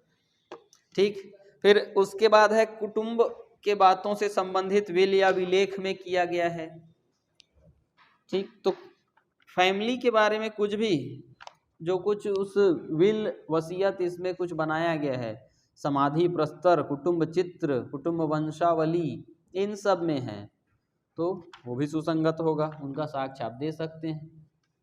ठीक है, ये कौन से नंबर का है? 6वें नंबर का। 6 नंबर। हाँ ये ठीक है। फिर आपके काम का ए, इसका ए और बी है, 1 और 2 ज़्यादा काम का है, और 3। फिर इसके बाद 4 से इधर आगे कुछ खास आता नहीं है, बस आपको याद रखना है कि 8 तरह से बताया गया है। फिर 7 में रूढ़ी प्रथा के बारे में बताया गया है। 8 में जो है कई व्यक्तियों द्वारा किया गया है और प्रश्नगत बात से सुसंगत भावनाएं अभिव्यक्त करता है, तो उसके लिए है। ठीक है, क्योंकि अभी समय का अभाव है तो इसको जल्दी से 1, 2, 3 को ही पढ़ के आगे बढ़ा जाए। कुछ एक दृष्टांत देख लेते हैं इसमें, बी वाला ही देख लेते हैं। प्रश्न क के जन्म की तारीख के बारे में है। एक मृत शल्य चिकित्सक की अपने कारोबार के मामूली अनुक्रम में नियमित रूप से रखी जाने वाली डायरी में इस कथन की प्रविष्टि कि अमुक दिन उसने क की माता की परिचर्या की और उसे पुत्र का प्रसव कराया, सुसंगत तथ्य है। ठीक, वो हमेशा लिखता है अपनी डायरी में कि आज जो है मैंने ये किया, इसका ऑपरेशन किया, इसका जो है मैंने आज जो है जान बचाई, फिर बोला कि आज मैं इसके पेट में टॉवेल छोड़ दिया। ठीक है, हाँ, टाँका लगाना भूल गया, है ना। जनरली जो सर्जन होता है ना, वो फाइनल बस वो जाके करता है, कुछ नहीं करता, सब कुछ करके असिस्टेंट लोग रखते हैं, वो जाएंगे बस देखते हैं, फिर अपना जो कुछ करना है मेन फिर वो खुला छोड़ के बाकी वो सब करते हैं। ऐसा मैंने सुना है। ठीक, ऐसा मैंने सुना है। ठीक, होता क्या है मैं तो देखा नहीं हूँ। ठीक है, हियर से ऐसा कहीं कुछ नहीं है, ये सिद्धांत है। सर्वोत्तम साक्ष्य दीजिए, अनुश्रुत ग्राह्य नहीं होगा। ठीक, सुसंगत तथ्यों तक ही सीमित रहेगा आपका जो भी वो है, ये सिद्धांत है। नहीं, अनुश्रुत साक्ष्य ऐसा करके नहीं। ठीक है, फिर अपन आगे बढ़ जाते हैं 33। हाँ, वह साक्ष्य जो किसी इसमें भी वही है कि मर गया है, मिल नहीं सकता है। हाँ, किसी साक्ष्य में कथित तथ्यों की सत्यता की को पश्चातवर्ती कार्यवाही में साबित करने के लिए उस साक्ष्य की सुसंगति, जब वह साक्षी जो किसी साक्षी ने किसी न्यायिक कार्यवाही विधि द्वारा प्राधिकृत व्यक्ति के समक्ष तथ्यों की सत्यता को जो उस साक्ष्य में कथित है पश्चातवर्ती न्यायिक कार्यवाही में या उसी न्यायिक कार्यवाही के आगे प्रक्रम में साबित करने के प्रयोजन के लिए तब सुसंगत है जबकि वह साक्षी मर गया है, मिल नहीं सकता। वही तो है उसमें भी, परंतु बस देखना है, परंतु वह जब कार्यवाही उन्हीं पक्षकारों या उनके हित प्रतिनिधियों के बीच में थी। प्रथम कार्यवाही में दूसरे पक्षकार को प्रति परीक्षण का अवसर मिला था और फैक्ट इन इशू जो है वो सेम होने चाहिए। That the consequence in issue were क्या है, substantially the same in the first as in the second proceeding. 32 जो है मृत्युकालिक कथन, इससे रिलेटेड है, मर गया है, मिल नहीं सकता है, यहाँ भी कुछ ऐसा ही, लेकिन पहले की किसी कार्यवाही में उन्हीं पक्षकारों में से उन्हीं विवादों के लिए, उसी रिलीफ के लिए कुछ मामला चला है और वही पक्षकार में से किसी ने कुछ पहले स्टेटमेंट दिया है और फिर बाद में ऐसा कुछ एराइज हो रहा है और उसमें किसी ने स्टेटमेंट दे के रखा है और वो मर गया है, तो उसके पुराने स्टेटमेंट को उस केस में सुसंगत माना गया है। ये 35 जो है स्पेसिफिकली जुडिशियल प्रोसीडिंग के लिए है ना। हाँ, वो जनरल प्रोविजन, वो जनरल, हाँ। और ये 33 का यूज जनरली लोग कहीं नहीं करते, होता ही नहीं, ठीक, क्योंकि जानते ही नहीं है ढंग से जरूरत नहीं पड़ता और बहुत सारे प्रमाण रहते हैं हमारे पास, ठीक। फिर इसके बाद 34 में आ जाते हैं। तो अब धारा 34 को देखते हैं। ये थोड़ा सा मेंस की दृष्टि से थोड़ा इंपॉर्टेंट हो जाता है। तो 34 यही बोलता है कि लेखा पुस्तकों में प्रविष्टियां जिनमें वे शामिल हैं जिन्हें इलेक्ट्रॉनिक रूप में रखा गया है कब सुसंगत है, ठीक।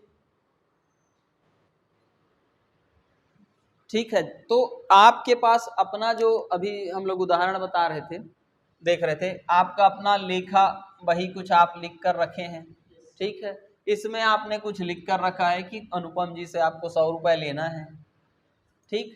अब आप सिविल सूट फाइल कर दिए वसूली के लिए और आप जो है साक्ष्य के रूप में दस्तावेजी इसी को ला रहे हैं कि देखिए मैंने अपने पास लिख कर रखा है, तो ये पर्याप्त साक्ष्य नहीं है, इसकी संपुष्टि करानी होगी, इसको अन्य साक्ष्यों से कोरोबोरेट करना होगा, तब जाके ये जो है पुख्ता प्रमाण होगा, ठीक। सुसंगत तो है ये, लेकिन वो भी कब होगा सुसंगत, किसी से और उसको जो है संपुष्टि करा लें। ये तो इसी में दिया है। ख पर 1000 रुपए के लिए वाद लाता है और अपनी लेखा बही की प्रविष्टि दर्शित करता है जिसमें ख को इस रकम के लिए उसका ऋणी दर्शित किया गया है। ये प्रविष्टियां सुसंगत है, सुसंगत तो है कि आप ये दिखा रहे हो आपके पास लिखा है, ये साक्ष्य दे सकते हैं, लेकिन केवल इस साक्ष्य के आधार पर आप जो है इनके ऊपर लाइबिलिटी नहीं थोप सकते कि 100 रुपए आपने लिया था चलिए लौटाइए। ये करने से पहले आपको कोरोबोरेट करना होगा अन्य किसी साक्ष्य से, अन्य किसी साक्ष्य से संपुष्टि करनी होगी कि हाँ ये जो लिखा ये सही है क्योंकि मेरे सामने इन्होंने इसको 100 रुपए दिया था, ऐसा है। यही शायद इस उदाहरण में है। ख को इस रकम के लिए उसका ऋणी दर्शित किया गया है, ये प्रविष्टियां सुसंगत है, किंतु ऋण साबित करने के लिए अन्य साक्ष्य के बिना पर्याप्त नहीं है, ठीक। इतना तो आप प्रूफ कर रहे हो कि ऋणी है, लेकिन ये ऋण सही में लिया गया था, इसके लिए कोरोबोरेट करना होगा अन्य किसी साक्ष्य से, ठीक। फिर 35, 36, 37, 38, 39 यहाँ तक जो है कुछ खास नहीं आता है, एक एक लाइन में है इसका मतलब, वो भी देख लेते हैं। कर्तव्य पालन में की गई लोक अभिलेख या इलेक्ट्रॉनिक अभिलेख की प्रविष्टियों की सुसंगति, ठीक। तो कर्तव्य पालन में यानी कि एक ऑफिसर होगा, जो भी होगा, एक कर्मचारी भी हो सकता है, अपने कर्तव्यों के निर्वहन में कोई रिकॉर्ड बना के वो रखा है, उसके बारे में वो, हाँ क्या है, हाँ उसके द्वारा उसमें जो कुछ लिखा गया है वे सब सत्य हैं, ये माना जाएगा, ठीक। किसी लोक या राजकीय पुस्तक में की गई प्रविष्टि जो विवादक या सुसंगत तथ्य का कथन करती है और किसी लोक सेवक द्वारा अपने पदीय कृत्यों के निर्वहन में या उस देश की जिसमें ऐसी पुस्तक अभिलेख इलेक्ट्रॉनिक रखा जाता है विधि द्वारा विशेष रूप से व्यादिष्ट कर्तव्य पालन में किसी अन्य व्यक्ति द्वारा की गई है, सुसंगत तथ्य है। यही है कि उसमें जो भी रखा गया है कोई लोक सेवक द्वारा कर्तव्य पालन में किया कुछ लिख कर रखा गया है, तो वो सब माना जाएगा कि सही है, उसने जो कुछ भी लिखा है, यही है उसका मतलब, ठीक है। देखिए इसमें क्या है, हाँ उसकी सत्यता का ये प्रथम दृष्टया साक्ष्य होता है, वही है, सही माना जाएगा कि उसमें जो कुछ लिखा है। इसके बाद 35 मानचित्र, चार्ट और रेखांक के कथनों की सुसंगति।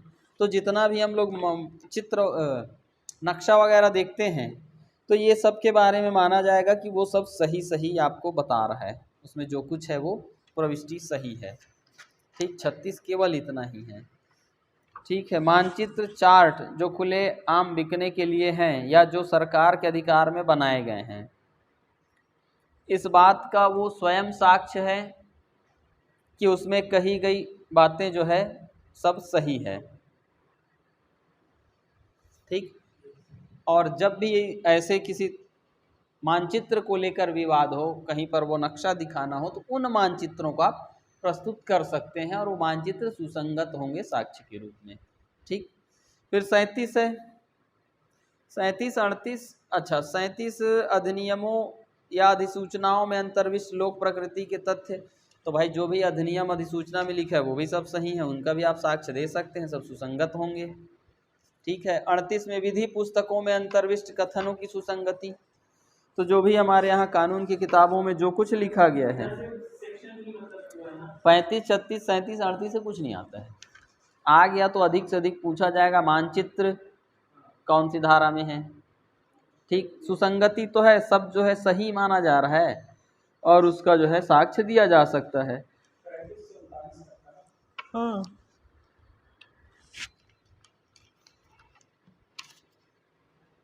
ठीक है। 39 थोड़ा सा देख लेते हैं क्या है। जबकि कथन किसी बातचीत, दस्तावेज, इलेक्ट्रॉनिक, ये आता है 39 थोड़ा सा काम का है। अभिलेख पुस्तक अथवा कागज पत्र की आवली का भाग हो, तब क्या साक्ष्य दिया जाएगा, क्या पेश करते हैं भाई कमलेश आप लोग। ठीक। आपको AIR जो है बुक SCC, तो क्या प्रेजेंट करते हैं कोर्ट में आप? नहीं तो क्या पूरा पुस्तक ही जाके रख देते हैं? जो पार्ट, बस यही 39 बोल रहा है कि हाँ, जैसे ये बड़ा सा पुस्तक है, इसमें 1000 पन्ने हैं। ठीक, कोई बात नहीं, आप इसके बुक का नाम लिखिए, फिर उस पर्टिकुलर उसमें जाइए, हो सकता है वो, हाँ वो 20, हाँ जैसे 20 पेज, तो वो 20 पेज की फोटोकॉपी आप दे दीजिए और बाकी इसके बारे में बता दीजिए, वो केस वहाँ पर है। ठीक। तो इसका ये मतलब है कि पूरा पुस्तक ही ले जाके आपको प्रेजेंट करना है, ऐसा नहीं है। वो हिस्सा जिस चीज़ के लिए आप साक्ष्य दे रहे हैं, जो सुसंगत है आपके मामले में, केवल उतना हिस्सा, उस भाग को आप दे वहाँ पर प्रस्तुत करेंगे। यह 39 बोल रहा है। जैसे इसमें क्या लिखा है, जबकि कथन किसी बातचीत, दस्तावेज, इलेक्ट्रॉनिक अभिलेख, पुस्तक, अभी जैसे कि कथन किसी बातचीत, अक्सर होता है ना कि रिश्वत के लिए बात किया, रिकॉर्डिंग सुनाते हैं, तो कि अरे भैया जो है क्या कर रहे हो, ये सब मतलब नहीं। हाँ 2 मिनट में कुछ बोला, हाँ, तो वो 2 मिनट ही आप प्रेजेंट करिए। हाँ बस यही है, वो जितने में वो, तो उस हिस्से को ही आप प्रेजेंट करेंगे, वही रिलेवेंट होगा, उसका साक्ष्य दिया जा सकेगा। ठीक। ठीक है। फिर आ जाते हैं धारा 40। 39 से आता है ना प्रश्न, आप 35 36 37 38 भूल जाएंगे चलेगा, और 39 में इतना ही तो है, कॉन्सेप्ट ही आता है कि बहुत बड़ा भाग है, बहुत बड़ी पुस्तक है। अब जैसे पूरा जो है रामायण उसके बारे में, और हमको थोड़ा सा एक, हाँ बस वही है 39। बस वही है वो भाग। ठीक। अब 40 में आ जाते हैं, क्या है, द्वितीय वाद या विचारण के वारणार्थ पूर्व निर्णय सुसंगत होगा। ठीक। तो इसमें प्रांग न्याय जैसा है ये भी, कि दोबारा फिर से वही केस चालू हो जाता है, कोई प्रस्तुत करना चाह रहा है तो उसमें आप, अरे वही रेस जुडिकेटा, पूर्व निर्णय, ये दिखा दीजिए। ठीक। ताकि वाद की बाहुल्यता ना हो, वाद की बाहुल्यता। ठीक है। मल्टीप्लिसिटी, हाँ ठीक है ना, ये 12 में है CPC। तो उसी को रोकने के लिए, वाद की बाहुल्यता को रोकने के लिए पूर्व निर्णय जो होंगे वो सुसंगत होंगे। अब इसमें क्या होगा, अब पूर्व निर्णय का आप नियम जानते हैं कि पक्षकार वही होने चाहिए, न्यायालय वही सक्षम न्यायालय, रिलीफ भी वही मांगा जा रहा है, सब्जेक्ट मैटर भी वही होना चाहिए। ठीक। अब उस पर डिसाइड हो चुका है एक बार, अब आप फिर से वही, हाँ डिसाइडेड है, अब फिर आप उसी मैटर पर फिर आ रहे हैं, तो जो पिछला जजमेंट हुआ है वो दिखा देंगे, तो ये वाला जो है क्या हो जाएगा, रोक दिया जाएगा। और 10 में वाद का रोक दिया जाना, वो उसमें निर्णय नहीं आया रहता है, एक जगह संस्थित है, हाँ हाँ, एक जगह संस्थित है, अब दोबारा उसी को ले आए, लेकिन जजमेंट नहीं आया है अभी किसी में, तो दोबारा वाले के वाद को रोका जाएगा 10 में, ये होता है। ठीक, और निर्णय हो चुका है तो फिर खत्म कहानी, वो रिजेक्ट हो जाएगा अगला वाला। हाँ, आप ऐसा सूट फाइल कर ही नहीं सकते, रोक दिया, हाँ कर ही नहीं सकती, ये हो जाएगा। ये वही कह रहे हैं ना कि सेकंड सूट या ट्रायल को बाहर करने के लिए पुराने वाले जजमेंट को दिखा सकते हैं तो वो रेलेवेंट है। बिल्कुल, और उसी के आधार पर आप रोक सकते हैं। और ये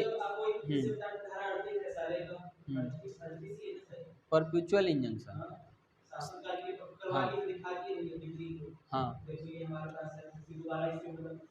हाँ हाँ हाँ हाँ, वो भी चल जाएगा, बस निर्णय हुआ होना चाहिए। और उसके पीछे जो सिद्धांत है वो आप पढ़ ही चुके हैं, सेम केस होना चाहिए, पार्टीज भी सेम होने चाहिए, है ना, ये सब। ठीक, तो इसमें बोला गया है किसी ऐसे निर्णय, आदेश या डिक्री का अस्तित्व जो किसी न्यायालय को किसी वाद के संज्ञान या कोई विचारण करने से विधि द्वारा निवारित करता है, सुसंगत तथ्य है, जबकि प्रश्न यह हो कि क्या ऐसे न्यायालय को ऐसे वाद का संज्ञान या विचारण करना चाहिए। ठीक, कुल मिला के जो है पूर्व निर्णय जो है सुसंगत होगा। ठीक, इसके बाद 41, दरअसल यहाँ 41, 42, 43 ये तीनों से कोई खास प्रश्न आता नहीं है, लेकिन 41 थोड़ा सा प्रोबेट विषयक, और प्रोबेट बस नहीं है इसमें, प्रोबेट, विवाह, नवाधिकरण, दिवाला, ये सब है। इस अधिकारिता के प्रयोग में दिया हुआ अंतिम निर्णय, आदेश या डिक्री जो किसी व्यक्ति को या किसी व्यक्ति से कोई विधिक हैसियत प्रदान करता है, ले लेता है, या जो सर्वतः न कि निर्दिष्ट व्यक्ति से के विरुद्ध किसी व्यक्ति को ऐसी हैसियत का हकदार या किसी विनिर्दिष्ट चीज का हकदार घोषित करती है, तब सुसंगत है, जबकि ऐसे विधिक हैसियत या किसी ऐसी चीज पर किसी ऐसे व्यक्ति के हक का अस्तित्व सुसंगत है।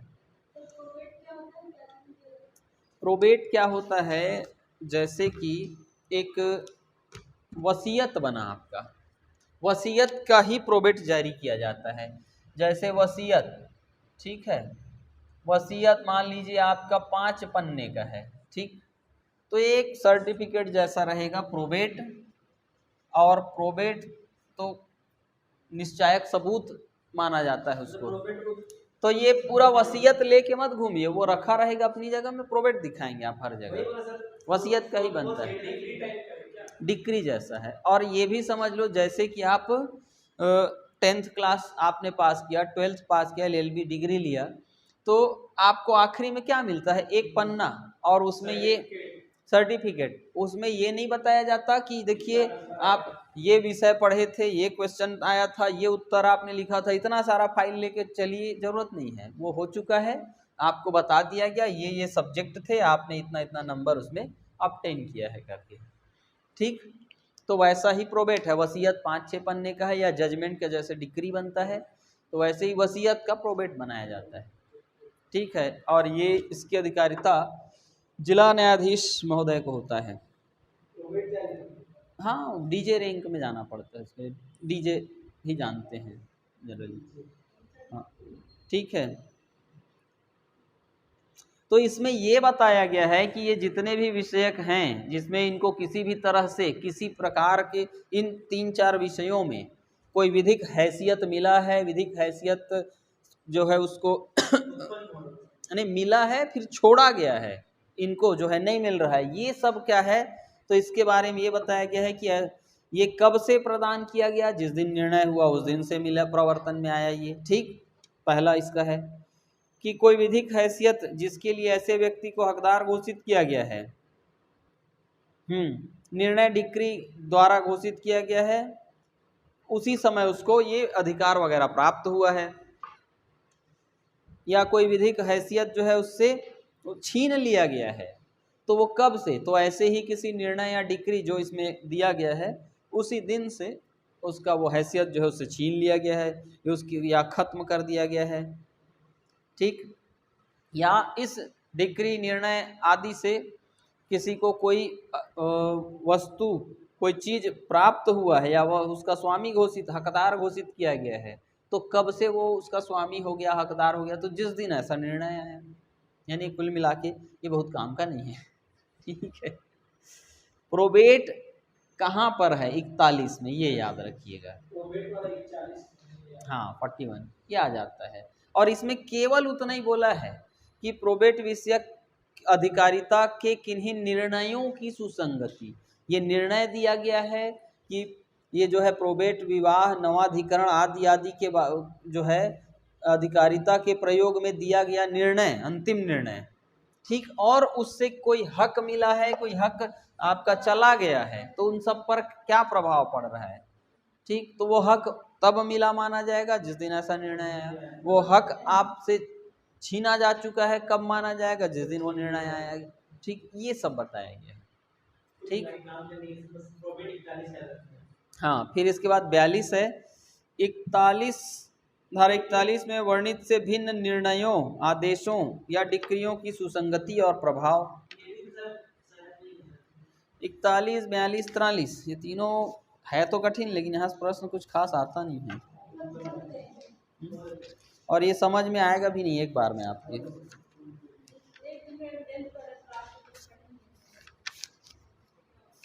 तो फिर आ जाइए सीधा 45 में, 45 में। नहीं नहीं, यहाँ से नहीं आएगा, निश्चिंत रहिए। ये तीन जो छोड़ रहे हैं, चलो, तो उससे नहीं आएगा क्योंकि अभी तक, हाँ, लेकिन 41 को याद रखना, प्रोबेट और उसमें और 2-3 विषय, विवाह, दिवाला, नावधिकरण। ठीक, क्या है? हाँ वही आर्मी, हाँ वो वाला। ठीक है, 45 में आ जाते हैं, बहुत बढ़िया, विशेषज्ञ की राय। 44 नहीं है, 45 काम का है आपके। इससे आता है प्रश्न मेंस की दृष्टि से भी। देखिए, अब विशेषज्ञ, तो विशेषज्ञ के लिए जरूरी नहीं है कि वो बहुत बड़ा डिग्री होल्डर हो, किसी भी उसके लिए एक्सपर्ट, जो उस क्षेत्र में, उस विषय के बारे में जो जानकारी रखता हो, विशेष योग्यता रखता हो, डिग्री की आवश्यकता नहीं है, उसको एक्सपर्ट बोला जाएगा। जैसे कि मान लीजिए किसी गाड़ी को रिपेयर करने की बात हो, ठीक, कोई गाड़ी कितना डैमेज हुआ है ये देखना है, तो उसके लिए मैकेनिकल इंजीनियर बुलाएंगे, बेस्ट है वो बुलाना। नहीं भी बुलाते हैं, एक मैकेनिक भी आ रहा है जिसको गाड़ी को रिपेयर करना आता है ठीक ठाक, वो भी विशेषज्ञ होगा, है ना। मैं सिर्फ समझाने के लिए कि एक्सपर्ट मतलब आप जो है फिर साइंटिस्ट खोजने बैठ जाओ, ऐसा जरूरत नहीं है। जो उस विषय के बारे में जानकारी रखता है और थोड़ा ठीक जानकारी रखता है, तो साइकिल मैकेनिक बुलाएंगे आप, जो भी जिसको आता है वो बताएगा, हाँ हाँ भैया, हाँ, तो वो जो है उनको सबको, और इसमें तरह तरह के विशेषज्ञ होंगे। भाई चोट लगा है, कोई पोस्टमार्टम वगैरह, ये सब जो है डॉक्टर, सर्जन, ये लोग एक्सपर्ट होते हैं इसके, विशेषज्ञ। बस यही है इनका जो है, ये धारा 45 में एक सुझाव देते हैं विशेषज्ञ, भाई ओपिनियन रहता है उनका, ओपिनियन ऑफ एक्सपर्ट्स, राय देते हैं। ठीक, भाई वो यही बताते हैं कि इसके शरीर में देखिए यहाँ यहाँ ऐसा ऐसा चोट पाया गया, जिससे ये अत्यधिक रक्तस्राव, ब्लीडिंग के कारण वो उसकी मृत्यु हुई है। ठीक, वो तो उतना ही बताएंगे ना। हाँ हाँ हाँ हाँ, वो आके फिर बयान देते हैं कि मैंने जो है इस बॉडी को जो है चेक किया था, वो सिर्फ संभावना ही बताते हैं। वो वहाँ पर वो राय देते हैं कि एक ब्लंट ऑब्जेक्ट से, हाँ हाँ, और फिर वैसा ही उससे जब्त हो जाए, तब फिर थोड़ा सा सपोर्ट मिल जाता है उसको, फिर तो सजा तय। ठीक, तो इसमें लिखा है विशेषज्ञ की राय, जबकि न्यायालय को विदेशी विधि, हाँ ये भी आता है ना, याद रखिए, किन किन विषयों पर विशेषज्ञ की राय ली जाएंगी। विदेशी विधि, विज्ञान की या कला की, किसी बात पर, या हस्तलेख या अंगुली चिन्ह की अनन्यता के बारे में राय बनानी हो, तब उस बात पर ऐसी विदेशी विधि, विज्ञान, कला, हस्तलेख, अंगुली चिन्हों की अनन्यता विषयक प्रश्नों में विशेष कुशल व्यक्तियों की राय सुसंगत है। ठीक, आइडेंटिटी उसका फिक्स किया जा रहा है, ठीक। और ऐसे व्यक्ति विशेषज्ञ कहलाते हैं। इसमें एक्सपर्ट के बारे में यही बोला गया है, विशेष कुशल लोग, हाँ, यस, स्पेशली स्किल्ड, उसके लिए एकदम एक्सपर्ट जो है। नहीं नहीं, पीछे जो है भूल जाइए, 45 में विशेषज्ञ की राय है, ऐसा देखिए इसको, बस ये समझिए, ठीक है। 45 विशेषज्ञ की राय, विशेषज्ञ मतलब स्पेशली स्किल्ड होना चाहिए, विशेष कुशल। ये 5 विषय है जिन पर वो एक्सपर्ट की राय लेंगे। कब? कला, विज्ञान, विदेशी विधि, हस्तलेख, उंगली चिन्ह, ठीक।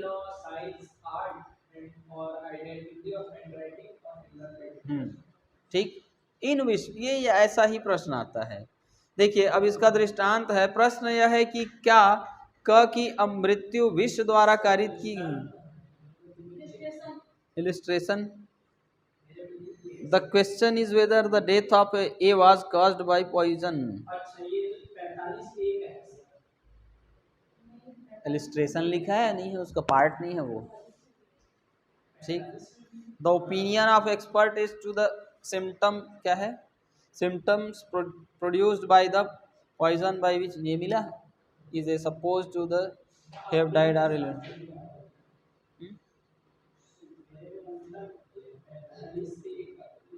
नहीं नहीं, दृष्टांत है वो, ABCD नहीं है उसका, इलेक्ट्रॉनिक साक्ष्य की राय है, ठीक।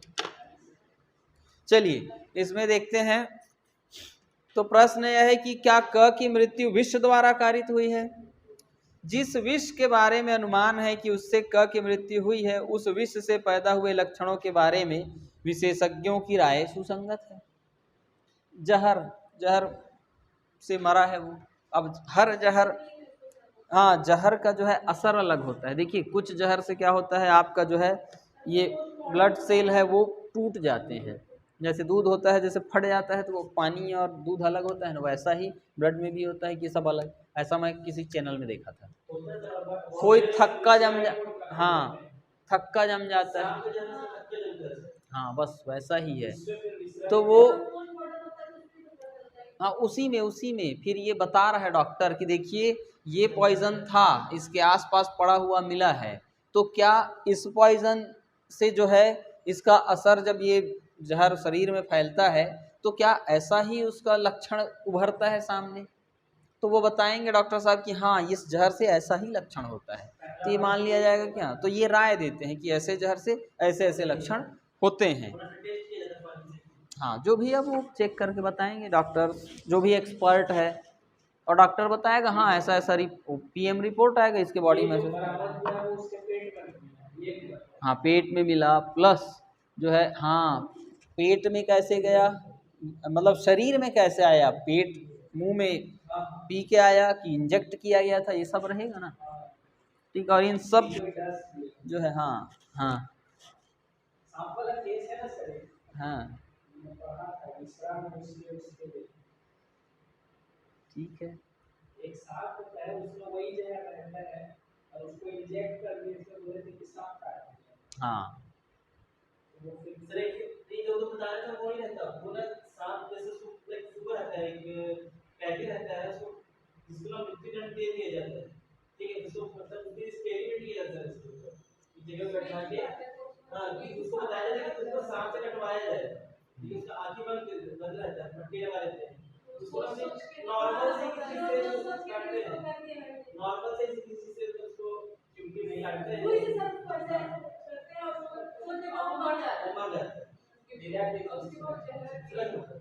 ये तो मैं भी पढ़ा था बहुत पहले ये तो मैं भी पढ़ा था बहुत पहले।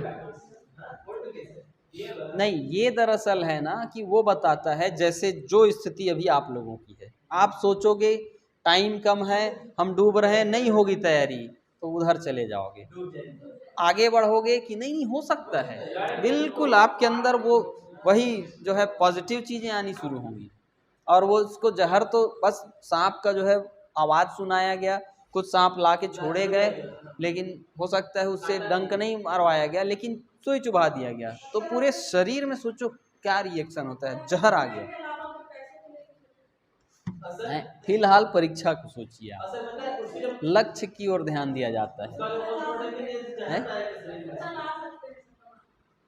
में। वो तो आना जाना है, वो बना रहता है, वो आता जाता रहेगा, लेकिन ये मौका जो है वो फिर दोबारा नहीं आएगा। सर कल से कैसे नहीं नहीं, आप देखिए लक्ष्य यही तो होता है, हम छोटी छोटी चीज़ों को लेकर परेशान हो जाते हैं, जबकि हम बहुत पास में रहते हैं अपने लक्ष्य के। ठीक, थोड़ा सा ही तो है, एक जंप और करना है 15-20 विषय पढ़ के।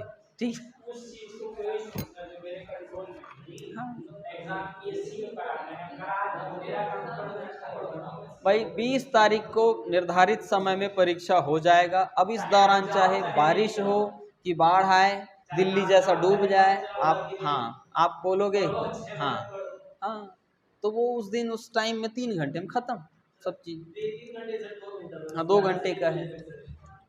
और वैसा ही मस्त शानदार कठिन प्रश्न आएगा पिछले बार जैसा। आप पिछले बार जैसा ही कठिन प्रश्न आएगा। तैयारी के लिए सबको एक जैसा समय मिला है, कोई बहुत अच्छी तैयारी में नहीं है या बहुत बुरा तैयारी है, ऐसा नहीं है। आप आराम से करिए ना, हो जाएगा।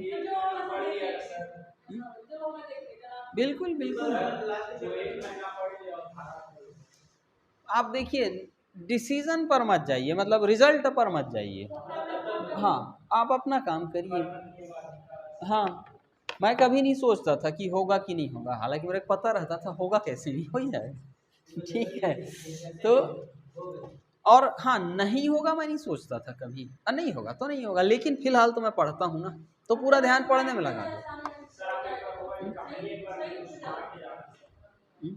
क्या पागल कैसे पढ़ते हैं 3 रात के बाद कंटिन्यू बस सुनाना है, हम पहले पढ़ लेंगे। नहीं नहीं, उसमें ऐसा कुछ नहीं, बस पढ़ते रहो।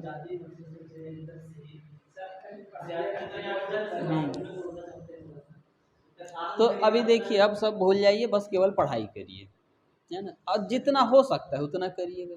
भाई 24 घंटे हैं, 25वां तो किसी के लिए नहीं आएगा। ठीक है ना, सबके लिए उतना ही समय 60 सेकंड ही रहेगा, 61वां सेकंड कोई नहीं ला सकता। ठीक, तो आप करते रहिए। हाँ, मेरा तो भाई पढ़ाई करने का तरीका ये होता है कि मैं पहले इत्मीनान से सोता हूँ, दिमाग को रिलैक्स करो, दिमाग शांत होगा, बहुत ज़्यादा पढ़ाई होगी उससे। हाँ, लेकिन ये नहीं कि सोते ही रहो, उठना। आपका सुन के मैं 12 घंटा सोने लगती है। नहीं, दोपहर में भी यदि आप पढ़ रहे हैं, थकान लगे तो आधे घंटे 20 मिनट के लिए, 1 घंटे के लिए सो जाइए, लेकिन सो के उठ रहे हैं तो हाथ मुँह धो के पढ़िए जरूर। उसके बाद पता नहीं 1 घंटे आपने सो लिया, उसके बाद 3 घंटे के लिए घूमने चलेगा, ये कभी मत करिएगा। हाँ नहीं, उठ के, क्योंकि उस समय आप तरोताज़ा रहोगे, उस समय 1 घंटा भी पढ़ दिए तो बहुत तैयारी। चलिए आगे बढ़ते हैं। आप लोग इधर उधर की बात शुरू करता हूँ तो बड़ा मजा ले लेके बात करते हैं। ठीक, चलिए, तो विशेषज्ञों की राय, धारा 45 क में इलेक्ट्रॉनिक साक्ष्य के परीक्षक की राय। अब क्या होता है, इलेक्ट्रॉनिक साक्ष्य आप प्रस्तुत कर रहे हैं तो उसके बारे में भी उसका जो परीक्षक होगा वो अपनी राय देगा। जब न्यायालय को किसी कार्यवाही में किसी कंप्यूटर संसाधन या किसी अन्य इलेक्ट्रॉनिक या अंकीय रूप में प्रेषित या भंडारित किसी सूचना से संबंधित विषय पर राय बनानी हो, तो सूचना प्रौद्योगिकी अधिनियम की धारा 79A में निर्दिष्ट इलेक्ट्रॉनिक साक्ष्य के परीक्षक की राय सुसंगत है। इसमें इतना कुछ आपने पढ़ा, इलेक्ट्रॉनिक, उसमें परीक्षक की राय, ये अंडरलाइन कर लीजिए। यस, हाँ, वो जो है सुसंगत होगा। इलेक्ट्रॉनिक साक्ष्य का कोई परीक्षक ही विशेषज्ञ होगा। ठीक, ये आता है यहाँ से।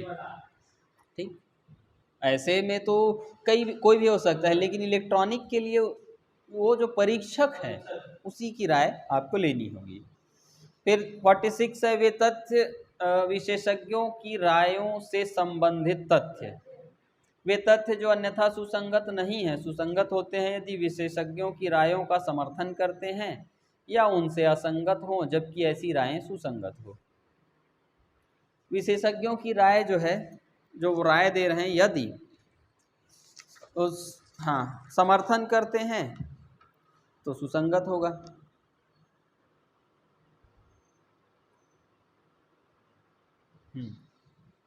मतलब विशेषज्ञ की राय जो है वे आपके उस तथ्य से सुसंगत हो कि ना हो, यानी उसका समर्थन करते हो तब भी सुसंगत होगा, नहीं भी करते हैं तब भी होगा।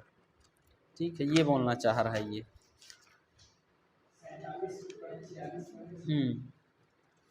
यानी कि विशेषज्ञों की राय का समर्थन करने वाले तथ्य तथा राय के विपरीत तथ्य दोनों ही सुसंगत होते हैं। देखिए यही इसका तब भी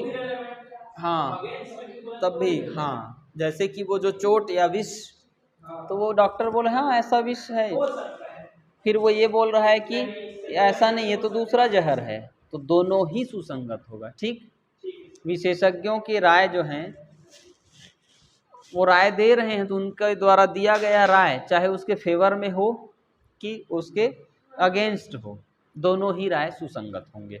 46 बोलता है। 47 बोलता है हस्तलेख के बारे में राय कब सुसंगत है। परिचित व्यक्ति जो हैं, नहीं पहले तो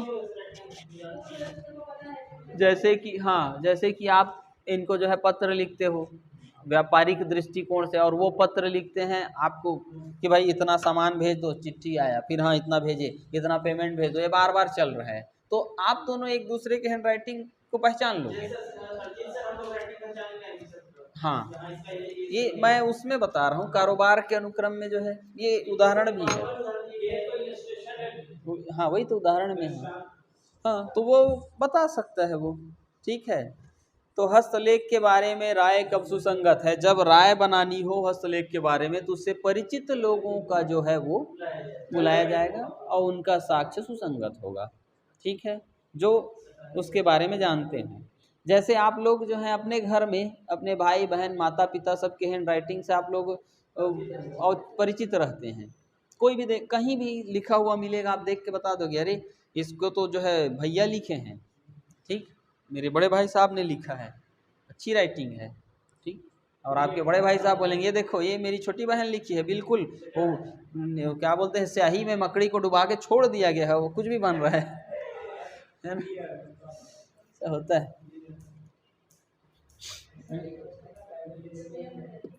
चलिए इसके बाद जो है 47A इलेक्ट्रॉनिक चिन्हक के बारे में राय कब सुसंगत है। प्रमाणकर्ता प्राधिकारी। ठीक, सुनिए आप लोग ध्यान से इसको। 47A आता है, कहाँ नहीं कर रहे हैं वो लोग, कुछ नहीं कर रहे हैं लोग। ठीक है, वो देख रहे हैं आपके बुक में। ठीक है, चलिए तो ये इसमें देखिए, इससे पहले हम क्या वो किए थे आपका जो है 45 का, ठीक, इलेक्ट्रॉनिक साक्ष्य के परीक्षक की राय। तो परीक्षक की राय सुसंगत होगी किसमें, 45A में। यस, ये भी आता है, इसीलिए मैं बोल रहा हूँ इसको। 47 का में इलेक्ट्रॉनिक चिन्हक के बारे में राय कब सुसंगत है, जब न्यायालय को ऐसा राय बनाना हो तो व्यक्ति के जो जिसके बारे में राय बनानी हो, प्रमाणकर्ता प्राधिकारी, ठीक, जिसने इलेक्ट्रॉनिक चिन्हक प्रमाण पत्र जारी किया है, उनका राय लिया जाएगा। ये दोनों अंडरलाइन करके पढ़िएगा, ये आता है। ठीक है, कंफ्यूजन हो जाता है यहाँ पर। ठीक, फिर अधिकार और रूढ़ी के बारे में राय कब सुसंगत है। तो जो उसके बारे में जानते हैं या जिनके बारे में आप अनुमान लगाओ। अब भैया किसी रूढ़ी की बात हो रही है और मुझे आप खड़ा कर दिए, इनका राय लो, अरे खुद ये 22 साल का दिख रहा है, ठीक है, वो क्या रूढ़ी के बारे में बताएगा। यहीं पर आप नहीं, मतलब कोई 85 साल के आदमी को खड़ा नहीं, वो उतनी उम्र नहीं है ना आपकी, आप 85 साल के बुजुर्ग को खड़ा करें और वो अपनी राय देंगे तो लगेगा गांव के सबसे पुराने व्यक्ति कौन हैं, तो उनको लाओ भाई, ठीक। हाँ, वो दादा बताएंगे नहीं नहीं इस समय से ऐसा है। अब वो गाँव का 20 साल का लड़का क्या बताएगा जो खुद कुछ नहीं जानता, है ना। तो ये यहाँ पर ऐसा है, ऐसे लोगों की राय सुसंगत होगी। ठीक, 48 में तो यहाँ आपके पढ़ने के लिए धारा 45 इम्पॉर्टेंट और 45 का इम्पॉर्टेंट नहीं 47 का। ठीक, हाँ का और 47 का। देखिए आपके काम का है ये 45 का 47 का ये काम का है यहाँ पर। ठीक, यहाँ पर प्रमाणकर्ता और यहाँ पर हाँ सब सुसंगत। किसका जो राय, किनकी राय ली जाएगी? यस काम का है, पूछ दिया जाता है, धारा ही पूछ दिया जाता है 45 क में क्या है, 47 क में क्या है। तो इम्पोर्टेंट है 90 क में सब ए वाला जो है ना, सब 2000 में आईटी एक्ट 2000 के अनुसार वो जोड़ा गया। चलिए फिर इसके बाद बहुत बर्डन नहीं है यहाँ पर आपके लिए। ठीक, 50 थोड़ा सा काम का है, 39 भी देख ले, 49 भी देख लेते हैं। नहीं इस 50 जो है काम का नहीं है, अपन कल पढ़ेंगे 52, 53, 54 ये शील का साक्ष्य जो है। नातेदारी के बारे में राय। अब रिश्तेदारी के बारे में इसमें क्या कठिन है, तो इजी है। हाँ वो बताएंगे रिश्तेदारी के बारे में। ठीक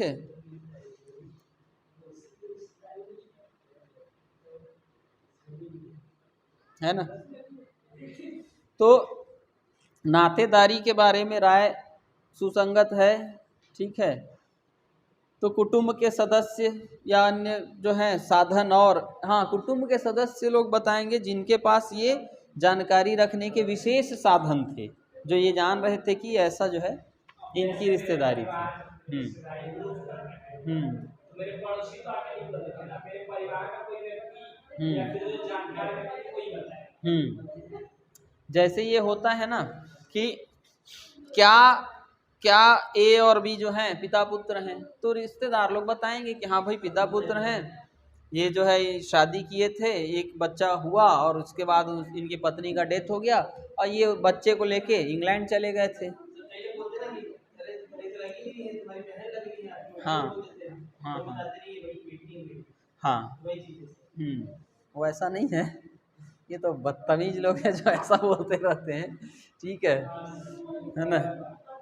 तो यहाँ पर न्यायालय में ऐसा नहीं होगा। ठीक है, न्यायालय में तो यही है कि अब राय बनाना है कि ये ऐसा है कि नहीं, है ना, कोई विवाद होगा तो कुटुंब के सदस्य, कौन सदस्य? जिनके पास ऐसे ज्ञान के विशेष साधन थे, मतलब पुराने लोग ही बताएंगे कि हाँ भाई ये तो बाप बेटे हैं, हाँ उनका बेटा था। कभी कभी ये होता है कि कुछ ऐसे व्यक्ति होते हैं जिनकी जाति के बारे में ही विवाद शुरू हो जाता है। नहीं वो नहीं, वो तो अपनी जगह है, वो अलग मामला हो जाएगा। यानी एक छोटे स्तर पर, जैसे मैं बता रहा हूँ, बहुत मामूली सा, आपके गांव में जैसे जायसवाल जी हैं ढेर सारे, अब अचानक किसी से शादी फिक्स हुआ तो बोलते हैं अरे हमारे गांव में, अपने गांव का है वो, अपने एरिया का है, वो जायसवाल नहीं होगा, वो तो कुछ और जाति का होगा। ये हो जाता है। तब कुछ लोग आग बताएंगे अरे कहाँ लगे हो यार, वो रामलाल था ना, उसका बेटा था जो बचपन में ही भाग गया था, वही तो है। ये इस तरह से फिर तो ये उन लोगों की राय जो है सुसंगत हो जाएगी और ये विवाद छोटा मोटा आ ही जाता है।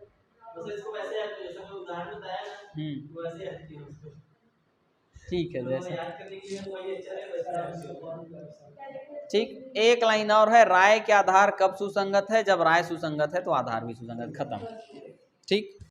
अगर आप चाहते हैं अपने कैरियर को एक नई दिशा देना और सुनहरे भविष्य को साकार करना, तो जुड़िए कंपटीशन कम्युनिटी के साथ। आज ही हमारे वेबसाइट के कैरियर पेज पर विजिट करें अथवा डिस्क्रिप्शन बॉक्स पर दिए गए लिंक पर क्लिक करें। हमेशा आपके साथ टीम कोको।